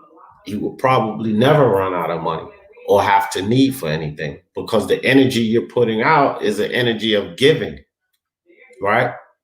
So a lot would be given back to you. So it would be a good thing, Boxing Monster. And you definitely would be known all around YouTube for it. Oh shit, is Boxing Monster one of your subs? You better try to get Boxing Monster to be your sub. He'll give you $100. You better try to get Boxing Monster to be your sub. He gave you $1,000 last week. You'll be the biggest YouTube star all around, dog. Die Hard Casual said, yo, what good, D? What's good, Die Hard Casual? What's up? Spread the joy. Hell yeah, man. Chin Smoke and the Willie Williams, my man, he said, we as a people have to treat money like people. Put your money to work and bring us more money. Exactly. Saving money is great if you're just saving it to spend when you have lost. Right. Put it to work, man. I'm going to leave that up for a second. Make your money work for itself. That's what I'm saying. Ignorance, Willie Williams. And ignorance people take as a negative thing, but I don't mean it in any negative connotation. You know, again, ignorance is just the lack of knowledge of, you understand what I'm saying? So because people are ignorant of money, how to operate, how to build with it, Willie Williams invest with it, they face these issues. Guido, what's up, Guido? And I agree with you 100%. You know, just put it out, put it to work, man. If you got money, make it work for you. Invest it into something. You could take a $500, you know, if I took a $500 investment, I won't even say the company, but it was a company that my mom was involved in years ago, 25, 27 years ago. And if I had taken $500, my brother and I a couple of years ago this was, no telling where it would be now. But if we had invested $500 when she first started with that company back in the early 90s, late 80s, $500, man, we'd all be millionaires right now. Literally millionaires. $500. And that's not a lot of money. But we had no clue of that type of investment opportunity or anything back then. No clue of a good startup company. I'm telling you guys right now, for all of you guys that don't know this, the easiest way to become rich in this country is to invest in startup companies. If you guys have, say, and I hope this doesn't sound ridiculous to people, but I throw numbers out there because money is just money. But if you guys have a $5,000 or $10,000 surplus, I wouldn't think that that's a whole lot of money. So say you got $5,000 to the side, $10,000 to the side somewhere. Do you guys know that if you just do a little bit of research and you take that, if it's $5,000 and you find 5 startup companies and you invest $1,000 in each one of those 5 startup companies, or you take 10,000, you got 10,000 surplus now, guys. Surplus is some extra money you got. If you lose it, it's not going to kill you. That's a surplus. So you take $2,000 and invest into each of those 5 startup companies. It is very likely that 10 years later, you will be a millionaire. Very high probability of that, guys, that you will be a millionaire. Because, and again, this is upon research, it's a high risk, but the facts are 1 out of 5 startup companies succeed. Don't take my word for it. Do the research on it. 1 out of 5 startup companies succeed and they blow up. See, the thing with the stock market is once they blow up, you can sell. Pull your money out. Got a bunch of stock. Pull it out. That $500 is $2.6 million now. Pull it out. If that company tanks, you already made $2.5 million. off of 2,000, right? That literally can happen, guys, to any of us. And so it's all about making the money work for you, just like Willie Williams said. Now, that was just one example, guys, of how we can accomplish this. That's just one example. I have plenty. I have some in effect right now. I always tell people, like, I'm not rich, but I ain't poor. Well, not to me. To American society standards, I'm poor, guys. I'll tell you guys right now. By American society standards, I'm poor. My household income since I got sick is probably about 70 grand or less. So by American standards, I'm poor. But I don't feel poor. We have everything we need. We can eat food when we need. The lights are on. The internet is on. We have vehicles to drive. Have everything we need. So I don't feel poor but by this society standard, 70 grand household income, that's not a lot of money. But I have other things in play where 2 or 3 years from now, I'm pretty sure we'll be back to where we were before, over 200,000-300,000 or more, or even more, right? But I don't worry about those things. I don't worry about those things. And I don't feel poor because, again, poor is of a mindset. I would like to drive in a Bentley. Not really own one, but I wouldn't mind driving a Bentley every day or Ferrari. I don't desire those things, though. I wouldn't mind living in a 20,000 square foot home with an indoor pool, jacuzzi, and all the bells and whistles. Sure, I wouldn't say I wouldn't mind living in that, but I don't work for that. I don't push for that. I don't have a desire for those things. If I'm just like Boxing Monster, if I was to win the lottery or whatever, say I won $300 million, after taxes, I'll probably bring home, after taxes in the lottery commission, I'll probably bring home 181 million bucks, right? Well, out of that $181 million, guys, I would probably give away 100 million of it, invest 40 million, 50 million of it, and then probably bank 30 million of it and do things for my family. So with $30 million, after I've given away 100 million of it, bank 50 million of it, with $30 million, sure, I would buy a nice home and some cars and things like that. But I gave away 100 million of it. You understand? I banked 50. So the bulk of that money would be invested and given away. And people are like, you crazy as hell. You have 180 million, because why? It's just like I told Boxing Monster. The Almighty says the energy you put out, it will be returned. I don't have to worry about that $100 million. I have $50 million surplus, that $100 million that I gave away. And I would do it in creating foundations and organizations and such to help people, but I would still put it into charity. But that $100 million that you gave away, that energy will be returned to you. Someone will bless you and give to you. And that, in my perspective, would be just more money to give away. You can't take it with you unless you're some type of hoarder or freak. You can't spend it all. So why not help other people with it? And if you truly believe in what God say, as you're helping other people with it, more of it's going to be sent to you. So then you can get the joy of continuing to help people more and more and more and more. That's how I live, fam. Obviously, that's how Willie Williams lives. Monkey Kung Fu, Unrivaled, Mark. He gives away a ton of money, Mark does. Always giving away a lot of money, guys. Myself, I don't, like on Super Chats, and I do need to start donating to more channels, but I give a lot of money outside in the community, which is why I probably don't have as much to give away on Super Chats. And I appreciate all the other guys in the community, especially the other channel hosts that support me. And I hope they don't feel no kind of way, because sometimes I'll drop $5 or $10 on. But I was just at the gas station the other day, so I'll give you guys an example. So Willie has blessed me plenty of times. Willie Williams here, $20, $50, $100 even, Willie. And I appreciate you, Willie, and all the Super Chats. The amount doesn't matter. But I was at the gas station the other day, and it was this guy in a vehicle much nicer than mine. And you could tell he was affluent.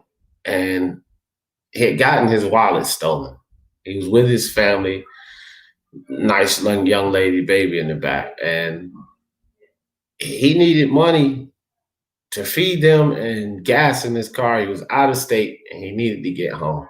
And he took off like some of his jewelry and stuff, and he was offering it to me to hold and we would exchange it back. I don't want to sell it, but it's way more valuable than just, gas money and some food for my family. And I kind of looked at him and I handed him his jewelry back and I said, man, let me stick my card in here and fill this tank up. Now he had a brand new Denali, which again is much nicer than my car. So it ain't cheap to fill up no fucking Denali, but I filled it up for him. And the partner that was with me gave him some cash so that he could go get some food for himself and his family. And that's what it's about, guys. You see what I mean? So I might give away $50, $60 in the streets. I don't do it on Super Chat, but I give. You have to give. And then I come on here and I talk. And you got guys like Willie Williams that come on here and listen to me, and boom. Because that's the Almighty. The energy you put out will be returned. You guys sit up here with me all the time. I never fucking ask for Super Chats. No disrespect, or I'm not saying nothing to anybody that do. Well, that's your thing. Johnny Boy does it every live. Hey, fucking drop the kid the Super Chat. Hey, it's cool. I don't have a problem with it. But I never ask for Super Chats, man. And the fact that they always come in, that's the divine. The divine put it on Willie's heart to drop this $10 Super Chat. The divine put it on Cat's heart to drop a $50, $100 Super Chat. It is not me asking or requesting. It's the divine entity, because he said the energy you put out will be returned. So I don't have to ask Willie or Monkey or France on Two or Chet or K Harvey or anybody that likes to donate to the Speak Your Mind Sports Talk family. I don't have to request that. The divine puts it on their heart because of my intense need to give and not worry about getting anything back. Therefore, if you give and you help and you provide for others, then the Almighty will give back, give that energy back to you and provide for you. Different sources of income and different opportunities will arise in life. Grab a hold of them, take a hold of them, and turn them into revenue and give some more, guys. That's the key. Trust me, that's the key. And just don't worry. Don't stress yourself out. Don't stress yourself out about things that, look, man, situations are going to happen. No need for you to stress yourself out about it. You got family, you got friends. They'll bring you through. Guido said, that's right, D. My man, Guido. Facts D, put all your eggs. Not put all your eggs in one bag. Oh, no, for sure. You got to have eggs all around, creating here, there, and everywhere. You know what I mean? Boxing Monster said, I wouldn't mind endorsing Melissa Ford this weekend. Oh, man, Boxing Monster, man. Glenn Avery in the building. What's good with you, Glenn? Man, Ross said, every weekend, me and my wife make sandwiches and drinks for the homeless. Awesome. That's what I'm talking about. And see, that's beautiful there, man, girl. I'm glad you said that. That's another thing, guys. Like,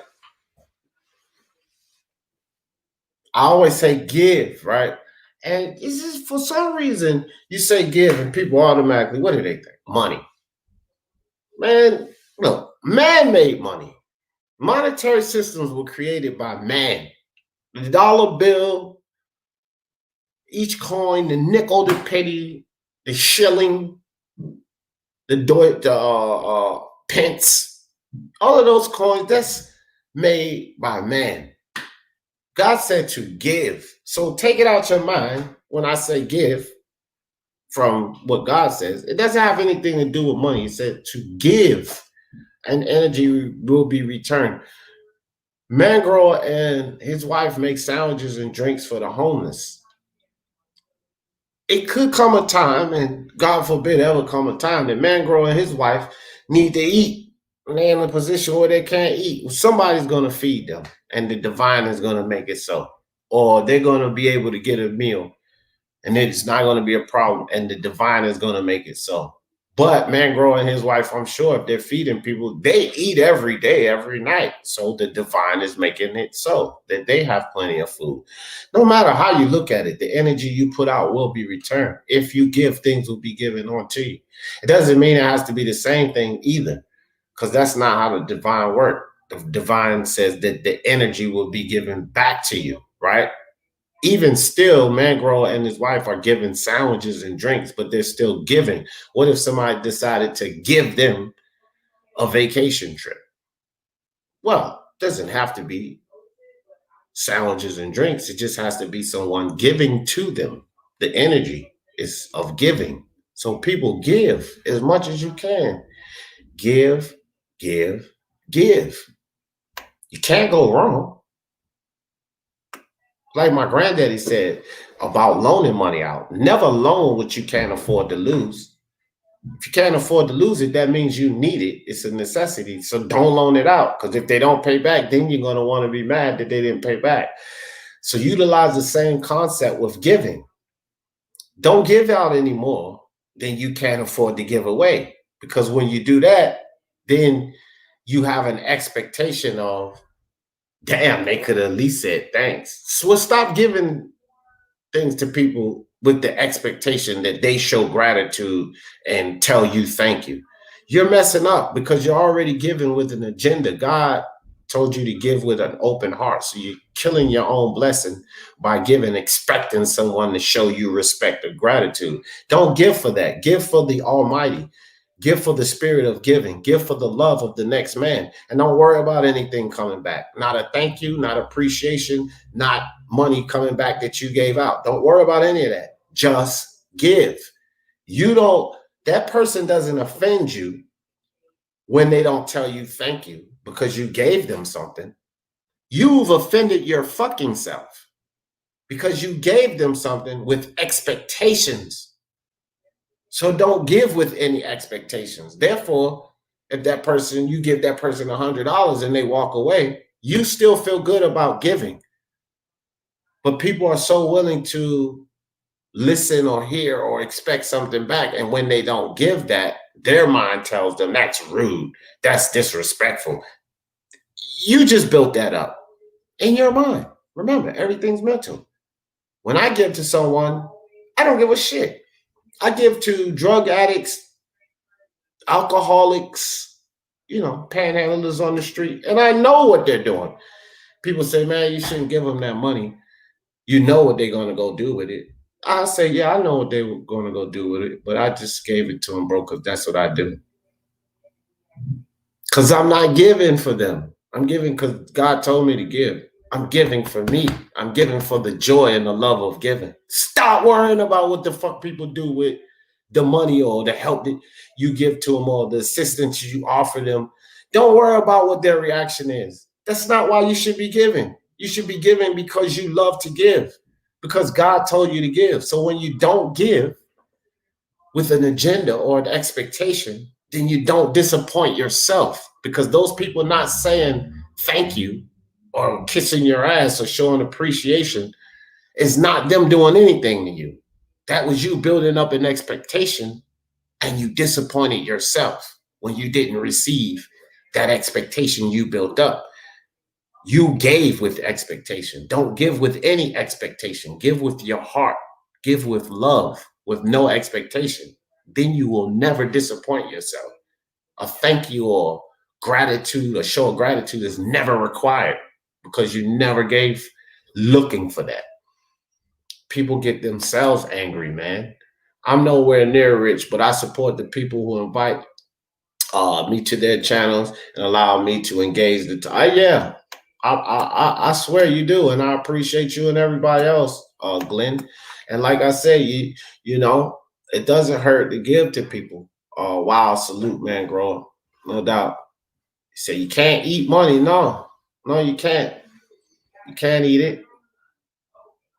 The look on their face is enough reward. Yeah. My wife and I was coming down the highway, coming off of 70 on the west side of Columbus. onto Broad Street. And there's always these people that stand there with a sign. There's different people that stand there. And it was this one guy, and it was traffic that day. The light would change. It was so much traffic. When we got on the ramp, the fucking traffic was way back toward the end of the ramp, and it was a long ramp. So the light would change and cars would pass, light would change back. And my wife and I noticed that, man, look at all of these cars passing. And no one wants to give this guy a dime. And I had just gotten paid that day. I was painting at the time, doing prevailing wage work, making $37.50 an hour. And I would do some jobs. I might make $3,000 in 4 days or so, something like that. I was making goodles of money. So my wife and I pulled up. We got up by the guy. And out of about 60 cars that went through there, maybe 2 cars, we watched the whole thing. One car, you could tell they stuck their hand out and they gave the guy some change, maybe some change they had in their console. Then we seen another car that stopped, and they gave the guy what appeared to be a couple of bucks. He was like, thank you, thank you. But all of these cars passing this guy, and I'm like, man, 60 cars. If everybody in each one of those cars just gave that man $1, what a blessing that would be for that guy. He would have had at least 60 bucks. So my wife and I get up there, and she gives him $5. And then his eyes water up. He said, man, really? The whole thing? And was like, yeah, go ahead. And his eyes kind of watered up a little bit. And he's like, man, the light was red at the time.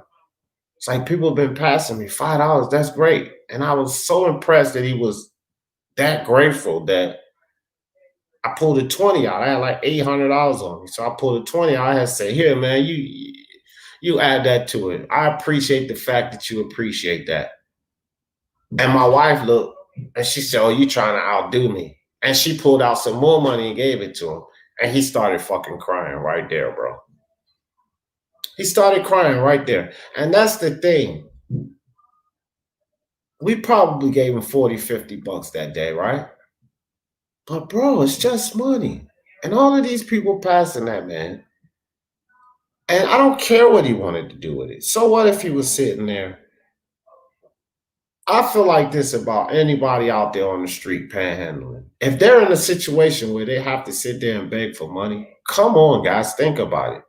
Whether it's drugs, alcohol, simply they really need it. If they're in a situation where they have to sit there and beg for money, man, they're not in a good situation. So just give it to them. Is $2 going to hurt you? Is $5 going to hurt you? Fuck, it's $10, $20, $50 going to hurt you. Most of you guys sitting here, 50 bucks is not going to make or break you. Your rent will still be paid. You're not going to be kicked out of your house. You won't lose your car. 50 bucks is not going to kill you. I implore you all to do this that's listening, and anybody listen to the playback. Just go out one day. If you have enough money to do it. I guarantee you, anybody that's listening right, I promise you guys, this will make you feel so good. Take $50, $5, $10 bills. Everybody go try this if you have the $50. If you don't have $50 to do it with $25, $5 bills. And if you don't have, well, just do it at least with $25. If you don't have $25 or $50, don't do it. But $25, $50, just take 5 bills, divide it into 5 bills, 100 if you do, cool, 5 20s. Go out around your city or your town and just give $20 to somebody that you think really need it, whether it's in a store, somebody standing out, but that you feel like really need that $20. At the end of you giving away that 25, that 50, or $100, you come back here and tell me you didn't feel fantastic, and I'll refund the money to you if you didn't. Even if you cheat me and not being honest, guess what? The energy you put out will be returned. So I don't care. You could beat me in the head, but I promise you guys that. Go do that. $25, $50, $100. Go hand it out to 5 different people. You're looking around your town, you out. Just give it to 5 different people that you think could really use that money. Give it to them. And after that, you come back here and you tell me that it didn't make you feel amazing. If all of you guys do that, I bet you all of you guys will come back and report to me, bro, you was right. And I didn't even think that something that small could make me feel so good. But I promise you, it will make you feel amazing. Amazing. And it makes you want to give more and more and more. And here's the key, guys. When you go out and give this money out, do it in the way that I said. Don't do it with expecting somebody to say thank you. If they say thank you, fine. Like, no problem. No problem. I really wanted to do this because I want you guys to do this project of wanting to do it, not expecting anything back, not a thank you, not a show of gratitude or nothing. Just go out there and give with the desire of giving to someone. Separate it, $50, just 5 payments, $50, $10 a piece, $5 a piece at 25, or $20 a piece at 100. Go out one day and do it. And y'all come back and tell me. And I promise you, 100% of everybody that decides to go do this, you'll come back and you'll say, simply amazing. I felt amazing. I promise you, you will. You don't understand the power of giving. And once you get into the habit of it, it makes you feel good, bro. You don't even think about, man, I could have used this on something, or maybe I shouldn't have gave away that money. You don't think about that because God always sends you blessings. I'm telling you, it'll just happen. My mom and my brother just hooked me up with some program. They didn't tell me nothing about it. Now, in the next couple of weeks or so, I'm going to be getting anywhere from $2 to $3 grand dropped into my account because of something that they got involved into. So they signed me up for it. They put the money up for me and the program kept working itself, whatever. Now I'm about to get a deposit the next 2 or 3 weeks here of $2,000 to $3,000. I didn't do a damn thing. I didn't even know about it. They just called me a week or so ago and told me that, hey, guess what? We got into this program, so we put you in it because we know that you don't like these programs. And I don't. I don't like multi-level marketing programs or any of that. So they just did it without but it worked for them. Now I'm getting ready to get like 2 or 3 grand in the next 2 or 3 weeks here. My brother's already gotten like over 4,000. My mom's gotten over 7,000. So now I'm down the line in the program where it's my turn to start getting paid. And they already took care of everything. Those are the blessings that I'm talking about, guys. I didn't do a damn thing for that 2 or 3 grand. Nothing. Didn't even know about it. They called me one day and said, hey, you got this coming. And now it's coming in. That's divine. I didn't have to work. I didn't have to figure things out. Willie Williams just gave me $10. G Boogie. Appreciate you, my man. Just dropped $10 on me. These guys, this is what God does for you. Great topic, D. Even if you don't have money, go volunteer a couple of hours. Yup. And volunteer. Yup. It makes a difference. And you can bring your kids to teach them as well. Exactly. You can build that, program them to give. Giving will solve a lot of problems. How does this correlate? How does this whole giving message correlate into my topic? It is another problem of the poor man mentality. The poor man mentality wants to take, hoard, save and stash away because for hard times, they want to take, they want to hoard, they want to stash away for hard times. Or they always want to bitch, moan, and complain about what they don't have. And then they continue to get a residual of that because of the poor man mentality.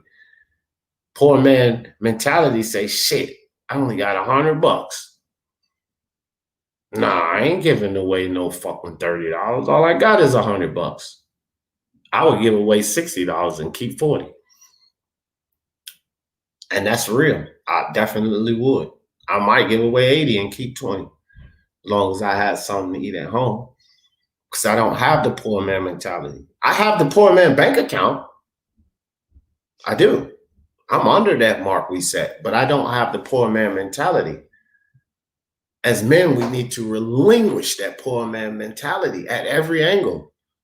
We need to tell ourselves it's more important to give than to take. Men in this country are opportunistic. They always see what the situation benefits, how it benefits them instead of how it benefits both parties. Good business will always be mutually beneficial. When there's a sliding scale, when it's more beneficial to one party or another, somewhere down the line it's going to cause resentment because someone's going to feel like they were cheated out the deal. He only did that to get over on me. But mutually beneficial, that's good business. When both parties have given to this venture and both parties succeed off of it, mutual beneficial business is the best business to do. And it requires giving. The poor man American mentality is more of the opportunistic nature, the narcissistic nature, to take and to blame. We need to change that mentality. El Jefe, I see you back. Yeah, man. Yeah, I was actually smoking a blunt, but I'm back, bro. You know what I'm saying? To me, bro, it all starts with the mentality, but we gotta understand why we have that mentality. You can't just tell people to change the mentality because it's not that easy, bro. But that's one perspective I see it of, bro. I've met many people in the hood, bro, that I tell them, man, you gotta change your mentality, bro. You gotta do this, but they don't, bro. It's like they're caught in the game, bro. Like they can't get out, man. It's insane. And the best way to change the mentality, well, there's many ways. Some people think talking pretty is the way. I disagree. Other people think the military way is the way, the more of a harsher way, harsher understanding is the way. And a lot of other people believe that the religious or spiritual way is the way. So there is many ways to change a person's mentality. 100% agree with that, but it is not as easy as people think it is, man. I want to give a shout out also to the people in the chat. Hit the like button, man. Subscribe. And these are topics that a lot of people, they're not as controversial. They're not as you don't get people as animated on these topics, but these are the topics that matter the most, man.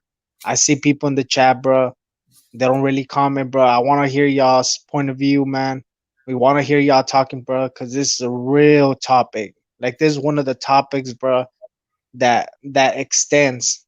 You know what I'm saying? This is like the tree trunk, bro. I'll tell you The something too, tree trunk, bro. this is a But let topic. me say this real quick, bro. Let me Did give you a quick say shout enough? out to Go ahead. let me give a quick shout out to Boxing Monster, Samuel Shaw. I know he's in the bushes, Chen Smoke, and the whole MXBC. Shout out to y'all. All right. So this is the thing too I want to say is, yeah, I agree with you too, Al Jefe. This is a topic that people need to chime in on, but accountability, and I'm not saying that this goes for anybody in the chat, but listen, sometimes Al Jefe, when you're listening to a seminar or a lecture or inspirational speech or something like that, Al Jefe, sometimes things hit home, truths hit home, and people can attach some of what's Hawker Mustang said. Shout out to Al Jefe, and Shout out. and people get attached, right? And things hit home. Things that's being said in an inspirational seminar or a speech or something, it hits home. And holding yourself accountable is very difficult, especially in this society. Again, it took me 11 years to turn my thoughts around about what I was taught. People find it difficult to hold themselves accountable for things. So if you're in a conversation and it's things that need to be talked about or being said, if you, El Jefe, or myself or G Boogie or Get This Smoke or somebody get up on this panel and we say something that people that are listening are guilty of, then people are reluctant to want to come out and talk about it because they know they're guilty of that. You see, I don't always intend to incite people, but when I came up here and I started talking about the black woman, right? I know you remember that. Yeah. Well, the reason people got so excited is because not only were some of the women probably guilty of some of those things, and they were trying to defend why this type of thing is done, but the men that were in the community, some of their wives, mothers, and sisters did this type of shit. And they don't want somebody like me seriously talking about their wives, mothers, and sisters, but it hit home. It hit home, and they knew that it was true, right? And then that's when you get a lot of feedback because it was about someone else, not them personally. It was about someone else, but they felt like defending that other person because, nah, you don't know their fucking situation. You can't just say that about everybody. But when we have a conversation like this, the war American men wage on themselves, it ain't about defending someone else. It's about something that man may be guilty of himself. So it's a zip lip. You see what I mean? So you don't get as much feedback because now we're talking about something that hits home directly. And I might be guilty of it. You might be guilty of it, or the next man might be guilty of it. And one thing about American men and this topic is I'm saying we need to stop laying the blame, being narcissistic, pointing the finger, and hold ourselves accountable. So when I start to talk about the things we need to hold ourselves accountable for, being that this is a society and culture that's not really up on holding themselves accountable for things, you get silence. Yeah, man, I 100% agree, bro. But I just feel the world, man, each day, bro, it just gets more upside down. And what I see upside down, bro, is trying to go against the norms of human history, bro. I think there's a lot of things that are confusing, not only confusing families, bro, they're breaking families apart. And that's not only in the US, it's the world, bro. It's getting crazier and crazier, man. They break the families, bro. They break a man's will. I see a lot of weak men nowadays, bro. Like these dudes ain't even man, bro, anymore. I don't know what the fuck they are, bro. I see a lot of confused people, bro. I see a lot of drug addicts. I see a lot of alcoholics, bro.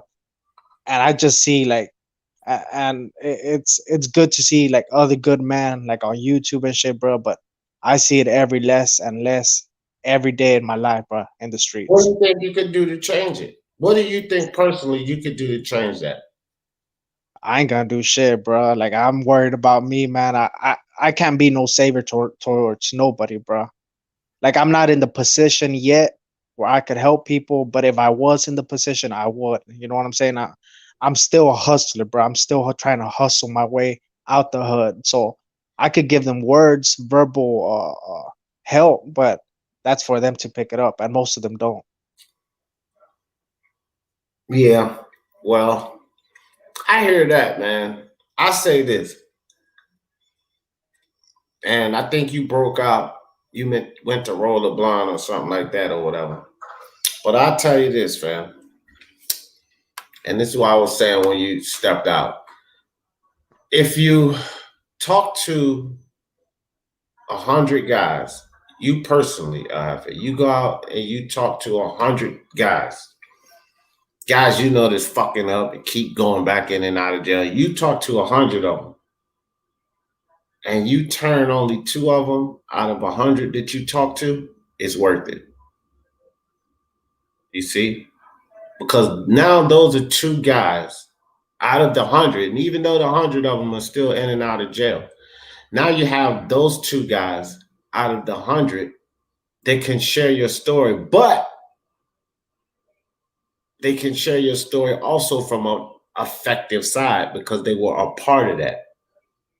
So now instead of one person going out there and spreading the message, now you got 3 people going out there. And on your next 100 El Jefe, now you still only get captured 2, but you got 2 guys with you.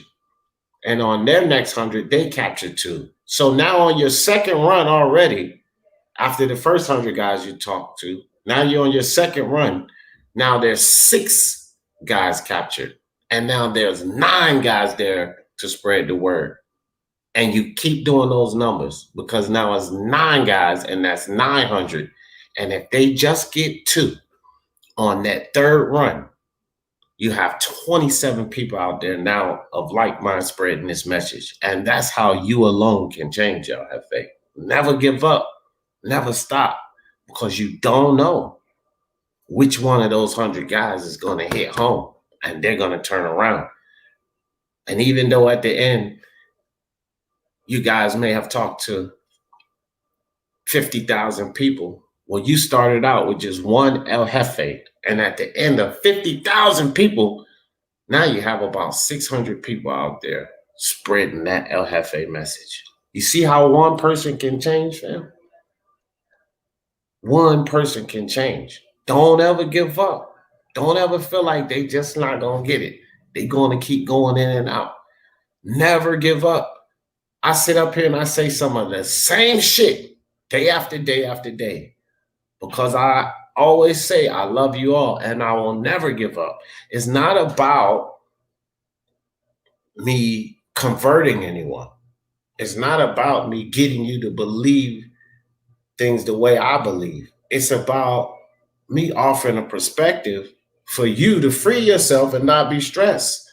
Because anybody can tell me this. I always say this. It's my mind, it's your mind to take anything in and you decide how to react to it. Well, I think it was Hawker says it's a shame that rich people kill themselves up earlier in the chat. Well, if you can change your mentality, then first thing that will happen is you will never want to harm yourself. So killing yourself will be out of the window. If you can change your mentality on certain things, you will find yourself getting angry or frustrated with people a lot less, because you will really accept and understand that no matter what no one says or does, they can't really do anything to you. God says the energy you put out will be returned. So they're not really doing anything to you. When you understand that it's you that control your thoughts, and you can decide to be happy or angry about what it is others do, then you free yourself. Now, if I give you that perspective and you decide not to utilize it, fine. I'm not angry. I'm not going to condemn you to hell like Jehovah's Witness or Christians do. Well, you don't listen to this, you're going to hell. Bro, I'm not going to do any of that. I'm not going to tell you you're wrong.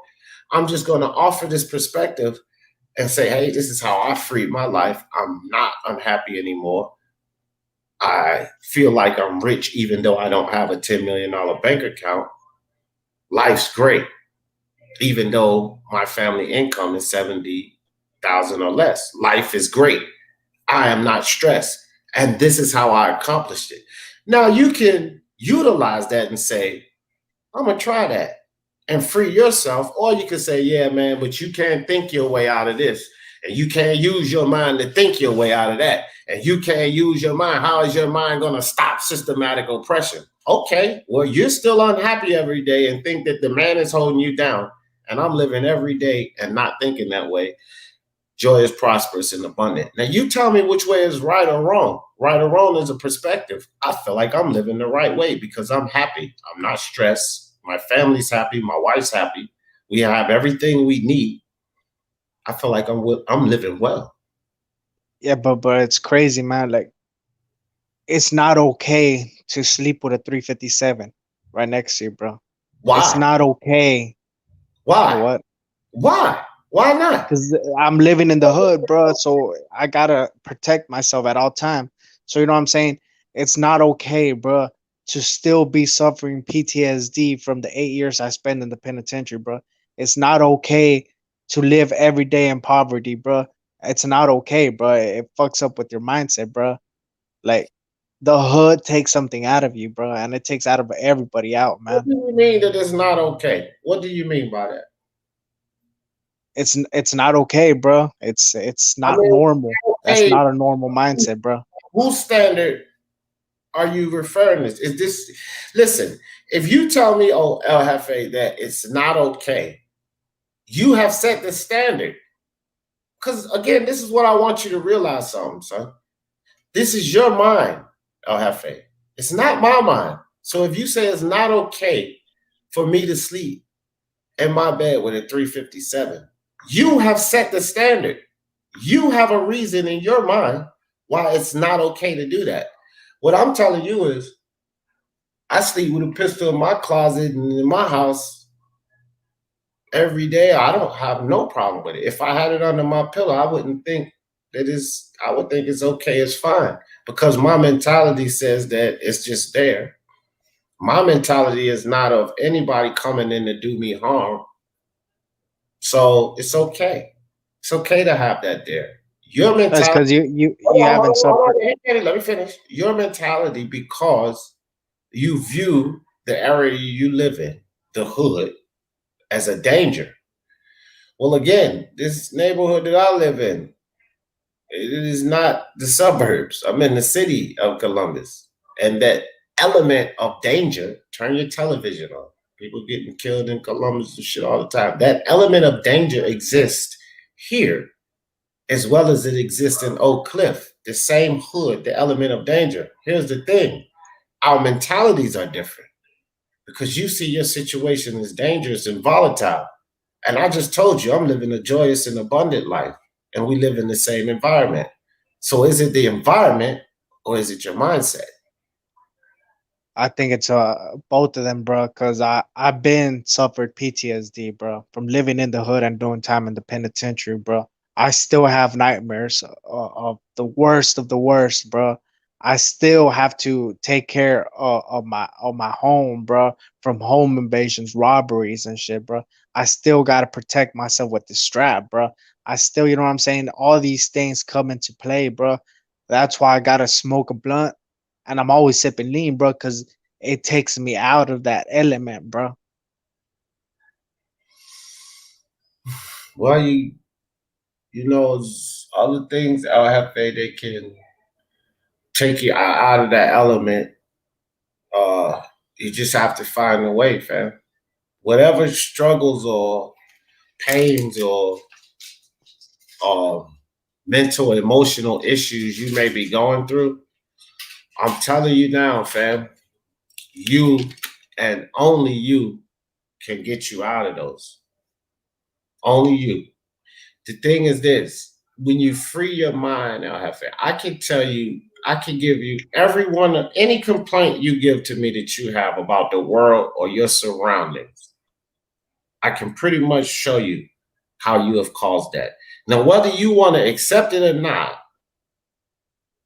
that you caused it, that's fine. But I could show you and explain to you how you were the one that caused that. You want to take a try?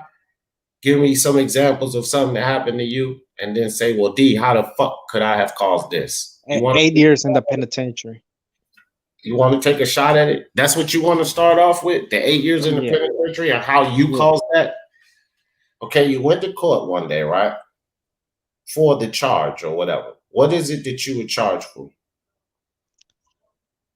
See, that's a problem, bro. I don't want to say none of that shit, bro. Okay, well, like, I was just protecting myself, bro. Okay, so you were protecting yourself and you got caught up in the situation, and you know, probably somebody It got was self-defense, man. right. I got you. I got the gist of it. So let me show you how Al Hafe calls this. And again, I'm getting ready to lay something out here for you. Whether you want to accept this or not, it's on you. But I know this to be true because of the way that I've lived. Now, I always sit up here and I tell you, Al Hafe, that everything starts in the mind, okay? We create. God has given us the power to create in our own existence. We're responsible for things that happen. This is an attraction-based universe. Attraction meaning you communicate with the divine, with God, through your thoughts. That's prayer. This is why you don't need words. Some religions say you can speak in tongues. It's an unknown language because God doesn't understand words. Language is made by man. God understands the connection that he's given to you to communicate with him. That's the mind. So when you put these thoughts out there, whatever you put out there, you begin to create in your existence. That's how it works. You have the power of God through your mind. When you envision, when you pray to him, this is how you create what's in your existence. So at the time where you were defending yourself or whatever happened at that time and you caught that charge, whatever that incident was, you brought that experience into your existence from either things you were doing at that time or things you were thinking. And the reason I say that is because same thing that happened to me. And for years, when I went to the penitentiary and came home, it was always someone else's fault. And I sat back and I thought to myself that the whole time I was out there selling drugs, no, I didn't harm anyone who didn't physically try to harm me. I never harmed anyone over coke or owing me money or any of that, right? And I thought that I was doing the right thing. And I said, somebody snitched on me. That dude snitched on me. And had he not snitched on me, I would have never gotten locked up because it was one of my lieutenants. I only dealt with 4 guys. I was big boy, and they distributed everything and will report back to me. And I told myself the whole time in the penitentiary, I'm here because he snitched on me. Remember, men wage warfare on themselves. I wasn't there because he snitched on me. I was there because of my thought process. I wasn't even there because I was in the street selling drugs. Let me clear this up to you. I was there because of my thought process. My thought process was not being locked up by the police. See, I would think about that constantly. But that's what I was telling. That's what I was putting out there. That's the energy that I was putting out there, the thoughts, the focus, locked up, locked up, locked up. And whether you say you do or you don't, you're going to get just that eventually because you're in the game. You're playing that game. You're responsible for being in that environment to actually be locked up for that. And my thoughts was locked up, locked up, locked up. My thoughts wasn't success, getting rich, making money, and getting out the drug game. My thoughts was always locked up, locked up, locked up, because I wanted to make sure I didn't get locked up by the police. And I was out there selling the drugs. So can I really blame that guy that snitched on me? Or do I have to take accountability and say that you did that? So whatever that environment you was where you had to defend yourself, whatever you were doing at that time, it was you that was in that environment and doing what you were doing for either that guy to come attack you, want to attack you, or being in a position to attack you. Because had you been at the Boy Scouts camping in the woods, had you been at your uncle's store working for the summer, had you been cutting grass, running around with a fucking lawnmower, you would have had no need to defend yourself. So again, I always tell people, if you really drive it back and take it back to the beginning, you were there because of El Jefe. And it first started with that connection, right? That connection that you had, because that experience you manifested. You thought about fights at the time. You told me you grew up fighting. So don't tell me you never thought about fighting, punching a motherfucker in the face. You thought about those things. You were creating those experiences. This is why you fought so much. Same thing I used to do. I used to go to the club every weekend. Man, I wish he would say something. I'll punch him right. Bet me $50 I won't go over there and punch that dude. You're thinking about fighting. You're putting yourself in that situation. And we all do this as men, but do we hold ourselves accountable and say, you know what? I probably did land myself there.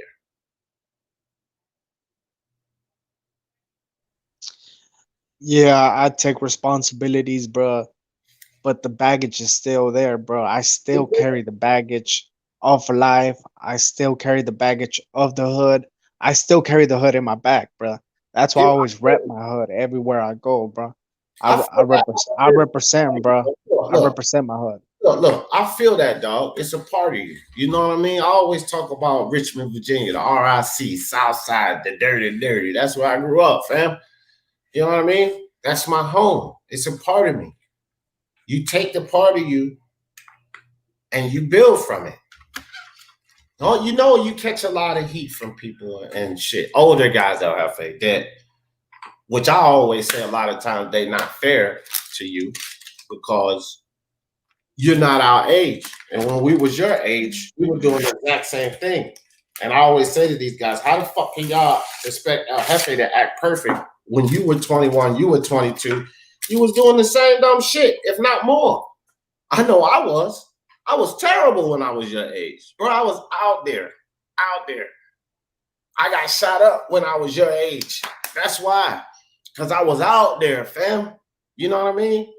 At least you on here kicking it with us. You might call D Jefferson a bitch or anything, but you on out there doing shit that I was doing at 21, 22. So I don't expect you to be at the level of a 45-year-old man. And a lot of these guys on YouTube do. And I don't expect that of you, bro. I expect you to learn, to experience life and take your lumps and bruises like the rest of us did. You learn all of this shit like them. But the thing that'll help you get there, help all of us as men in America get there is accountability first. You've been locked up, El Jefe, whether it was 8 years in the penitentiary, juvie, or whatever. You've been locked up, and you understand that something that's common inside. No one wants to take accountability. You sit in there, you hear half motherfuckers, I ain't even do this shit, man. Motherfucker, police railroaded me. Nobody wants to take accountability for the shit they did. You rarely get inside and the motherfucker be like, yeah, man, I did it, bro. They got me. You rarely hear that shit. But the facts are, 90% of the people, not all of them, because there are some situations, but 90% of the people in there did what the fuck they was in there for. They attracted it. Either they attracted it, they was living the lifestyle to get into that position, but it's their fault, whether they want to accept it and acknowledge it or not. And as men, we have to be accountable for the shit we do, fam. We can't blame the system. We can't blame the man. The system didn't make me sell drugs for 16 years, fam. The system didn't do that. 16 years I spent selling drugs. I could have spent that 16 years in business. System didn't make me do that. After I was locked up before I went to the pen 23 times. In Richmond, 23 times. I was locked up in other states too, but in Richmond, 23 times before I went to the pen. Okay, after 1 or 2 times, you can blame the system. But after the other 21, motherfucker, that's you. You understand? Yeah, man.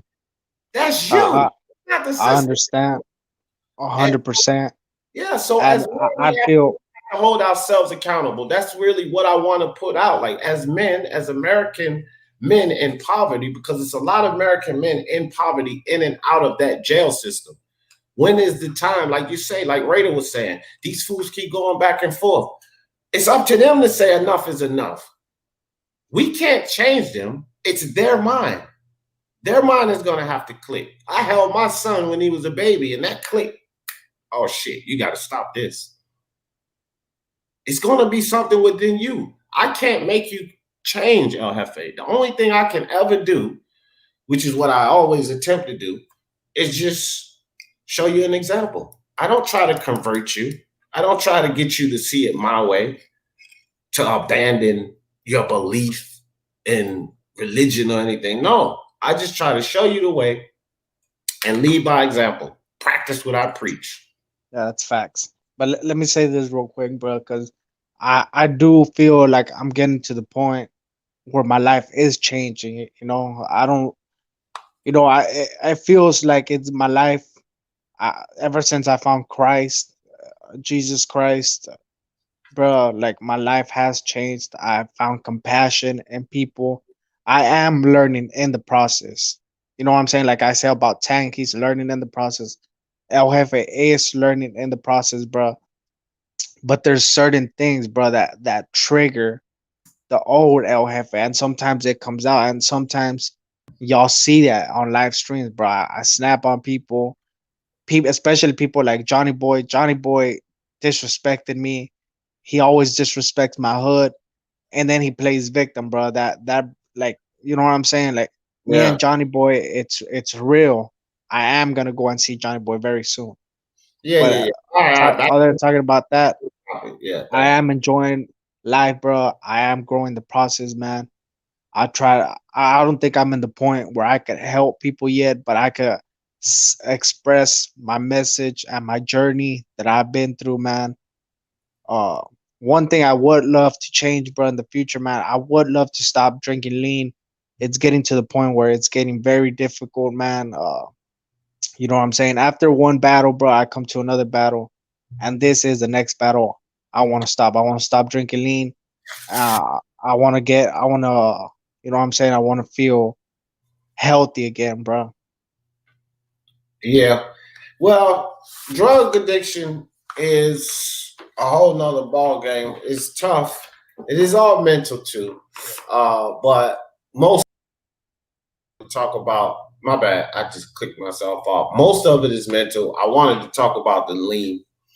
And just for you, I have faith that lean, Oxycontin, uh, Percocet, OCs, all of that shit.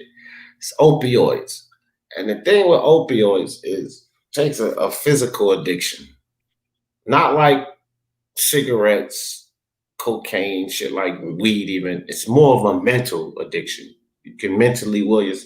With those opioids, it starts to give you physical reactions when you start to just try to jump off of them. So the only thing that I could tell you about the lean is to wean yourself off of it. Because a lot of my peoples that was on that syrup and lean and gone off that shit, and they try to just cut themselves cold turkey. They fuck around and ended up getting hooked on Oxycontin or dope or heroin because it's an addiction that you don't need to just. So I'm just advising you to if you want to get off, bro, just wean yourself off of it. Don't try to cut cold turkey. Either wean yourself off of it, just do less and less and less over a period of time, or go to a rehab and get some help. But don't. Yeah. I just advise not to try to cut that shit cold turkey because in my experience, a lot of my partners that did that shit because it's an opioid, it can end up bad. So I commend you for wanting to stop that shit, but try to wean yourself off of it slowly. I would just advise you not to just try to drop it cold turkey because I think that's a pretty volatile situation. Yeah, man. I want to stop it, bro. But then, I got OGs like Boxing Monster, bro, influencing El Jefe, bro, to not stop drinking lean, bro. Shout out to Boxing Monster. I know that's his drink of preference, bro, but we gotta stop Boxing Monster. If I could influence a Boxing Monster and myself, we could go together through this journey, Hey, bro, man, to Watson stop drinking lean. wants to eat chicken, bro. Don't listen to him. Hey, Raider, what's up with you, dog? Hey, what's up? What's cracking? How's it going? What's good, fam? What up? What up? What's cracking? A good topic today, man. I like it. I like it. Well, you always have a good topic, but today was pretty good too. Yeah, it was good. I want to touch on this on a later date. I didn't really have as many people in on this topic because I still think it's. I actually had more lined up. We actually 2.5 hours in, and I got to get ready for my basketball game, guys. Y'all know I'm back at it. Boot basketball live with Lewis and D. So I'm getting ready to shut this down. But it's a topic that I'm going to touch on a little again here real soon here. This is not the last one because again, the American poor man has a mentality, and these are the things we need to talk about. We need to change the man. I'm not talking about women. I'm not talking about children. I'm talking about the American poor man. And Raider, what I was saying, I don't know how long you've been here. I consider a poor man. If you're making under 250,000 or less in this country, that's what I mean. Poverty level. We're all in the same bank, bro. We're all in the same boat. That's what I mean. And there's a certain mentality that's consistent, at least for the people in this social range, as far as money, people in this social range, there's a common mentality that hurts us men, and we keep ourselves suppressed. And that common mentality is to blame, to be narcissistic and not hold yourself accountable. And that's a big problem in this country, whether it has to do with finances, whether it has to do with getting from out of the hood, whether it has to do with staying in and out of prison, succeeding on business or in jobs. It's that mentality that poor man's mentality. We need to talk on that because there's a lot of things like Punch Drunk was talking on, you was talking on it too, Raider. There's a lot of things that we can do for ourselves as men in our community, hold ourselves accountable as men in our community, do things to improve our community as men.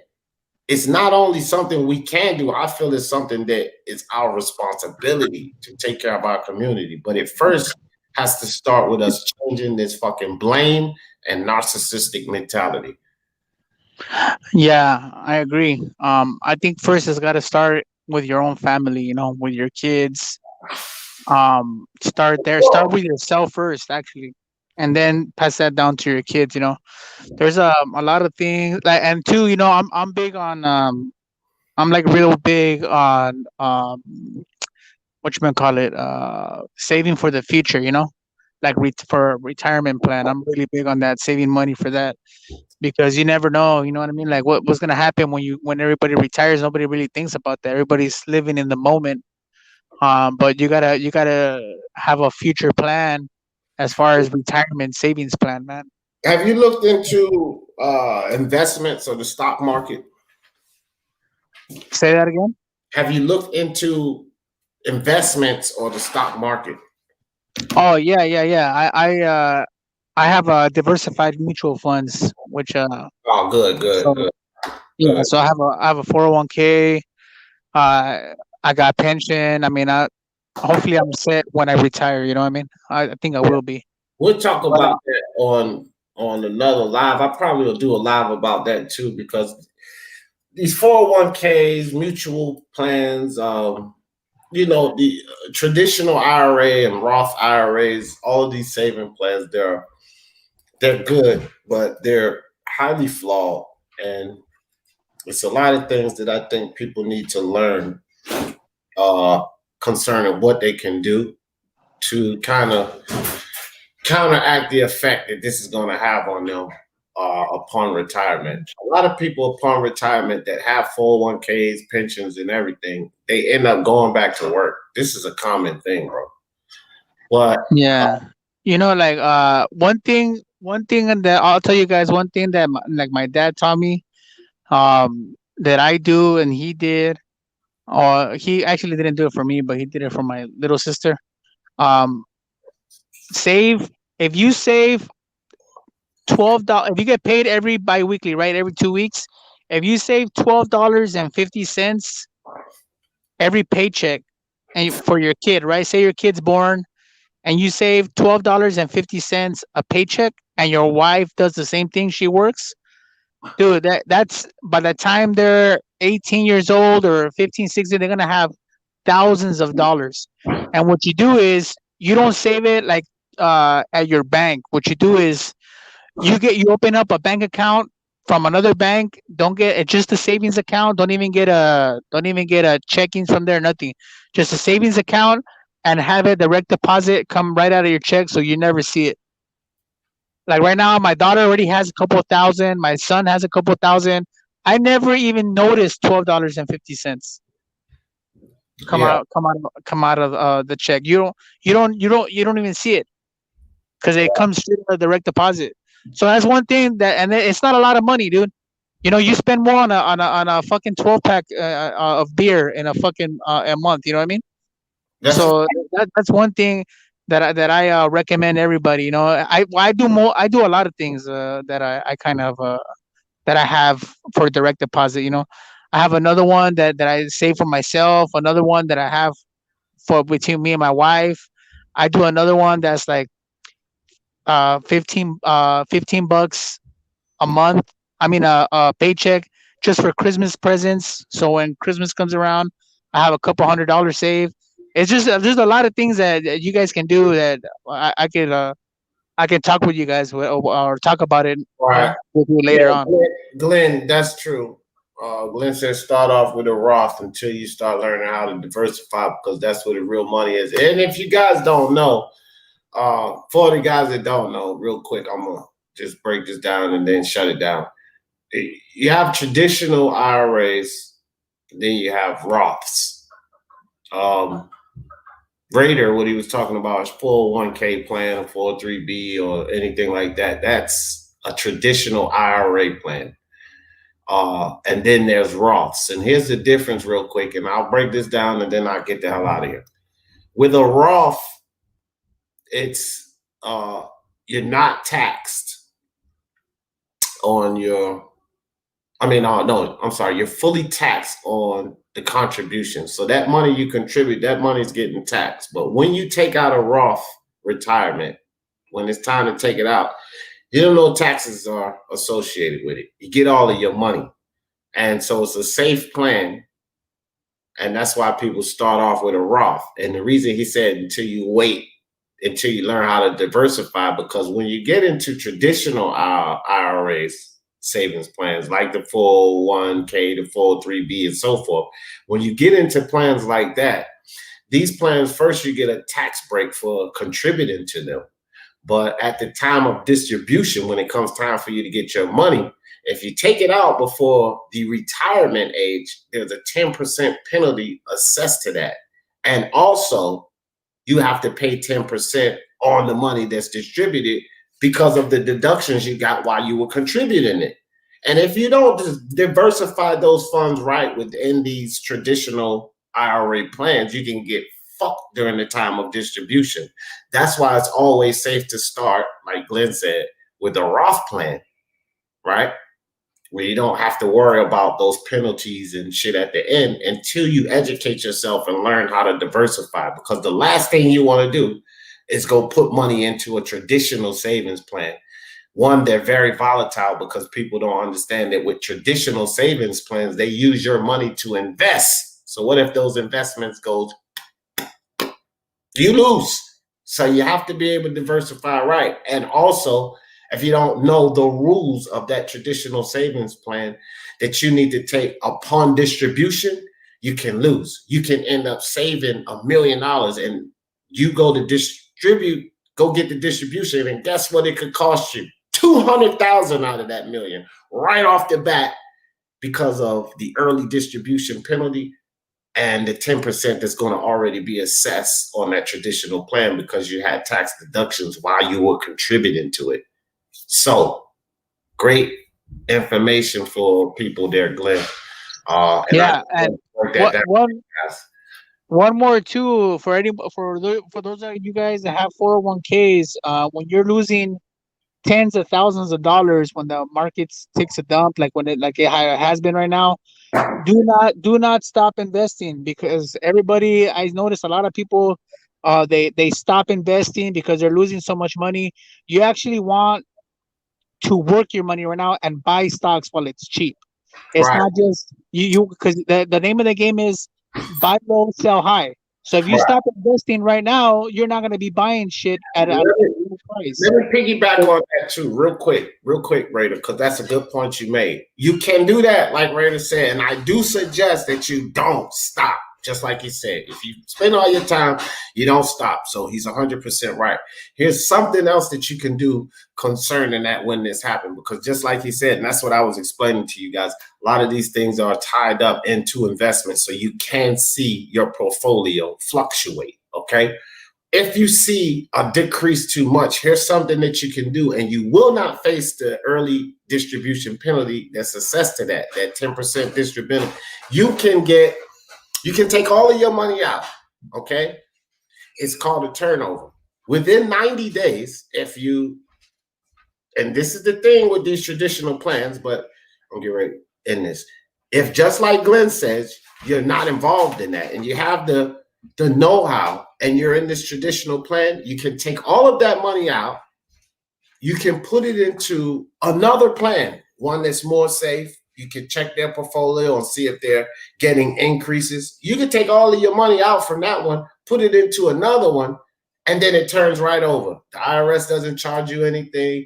No early distribution penalties. You just simply move it to another plan, one that's producing, instead of continuing to lose money or risk anything like that. So you guys look into all of that.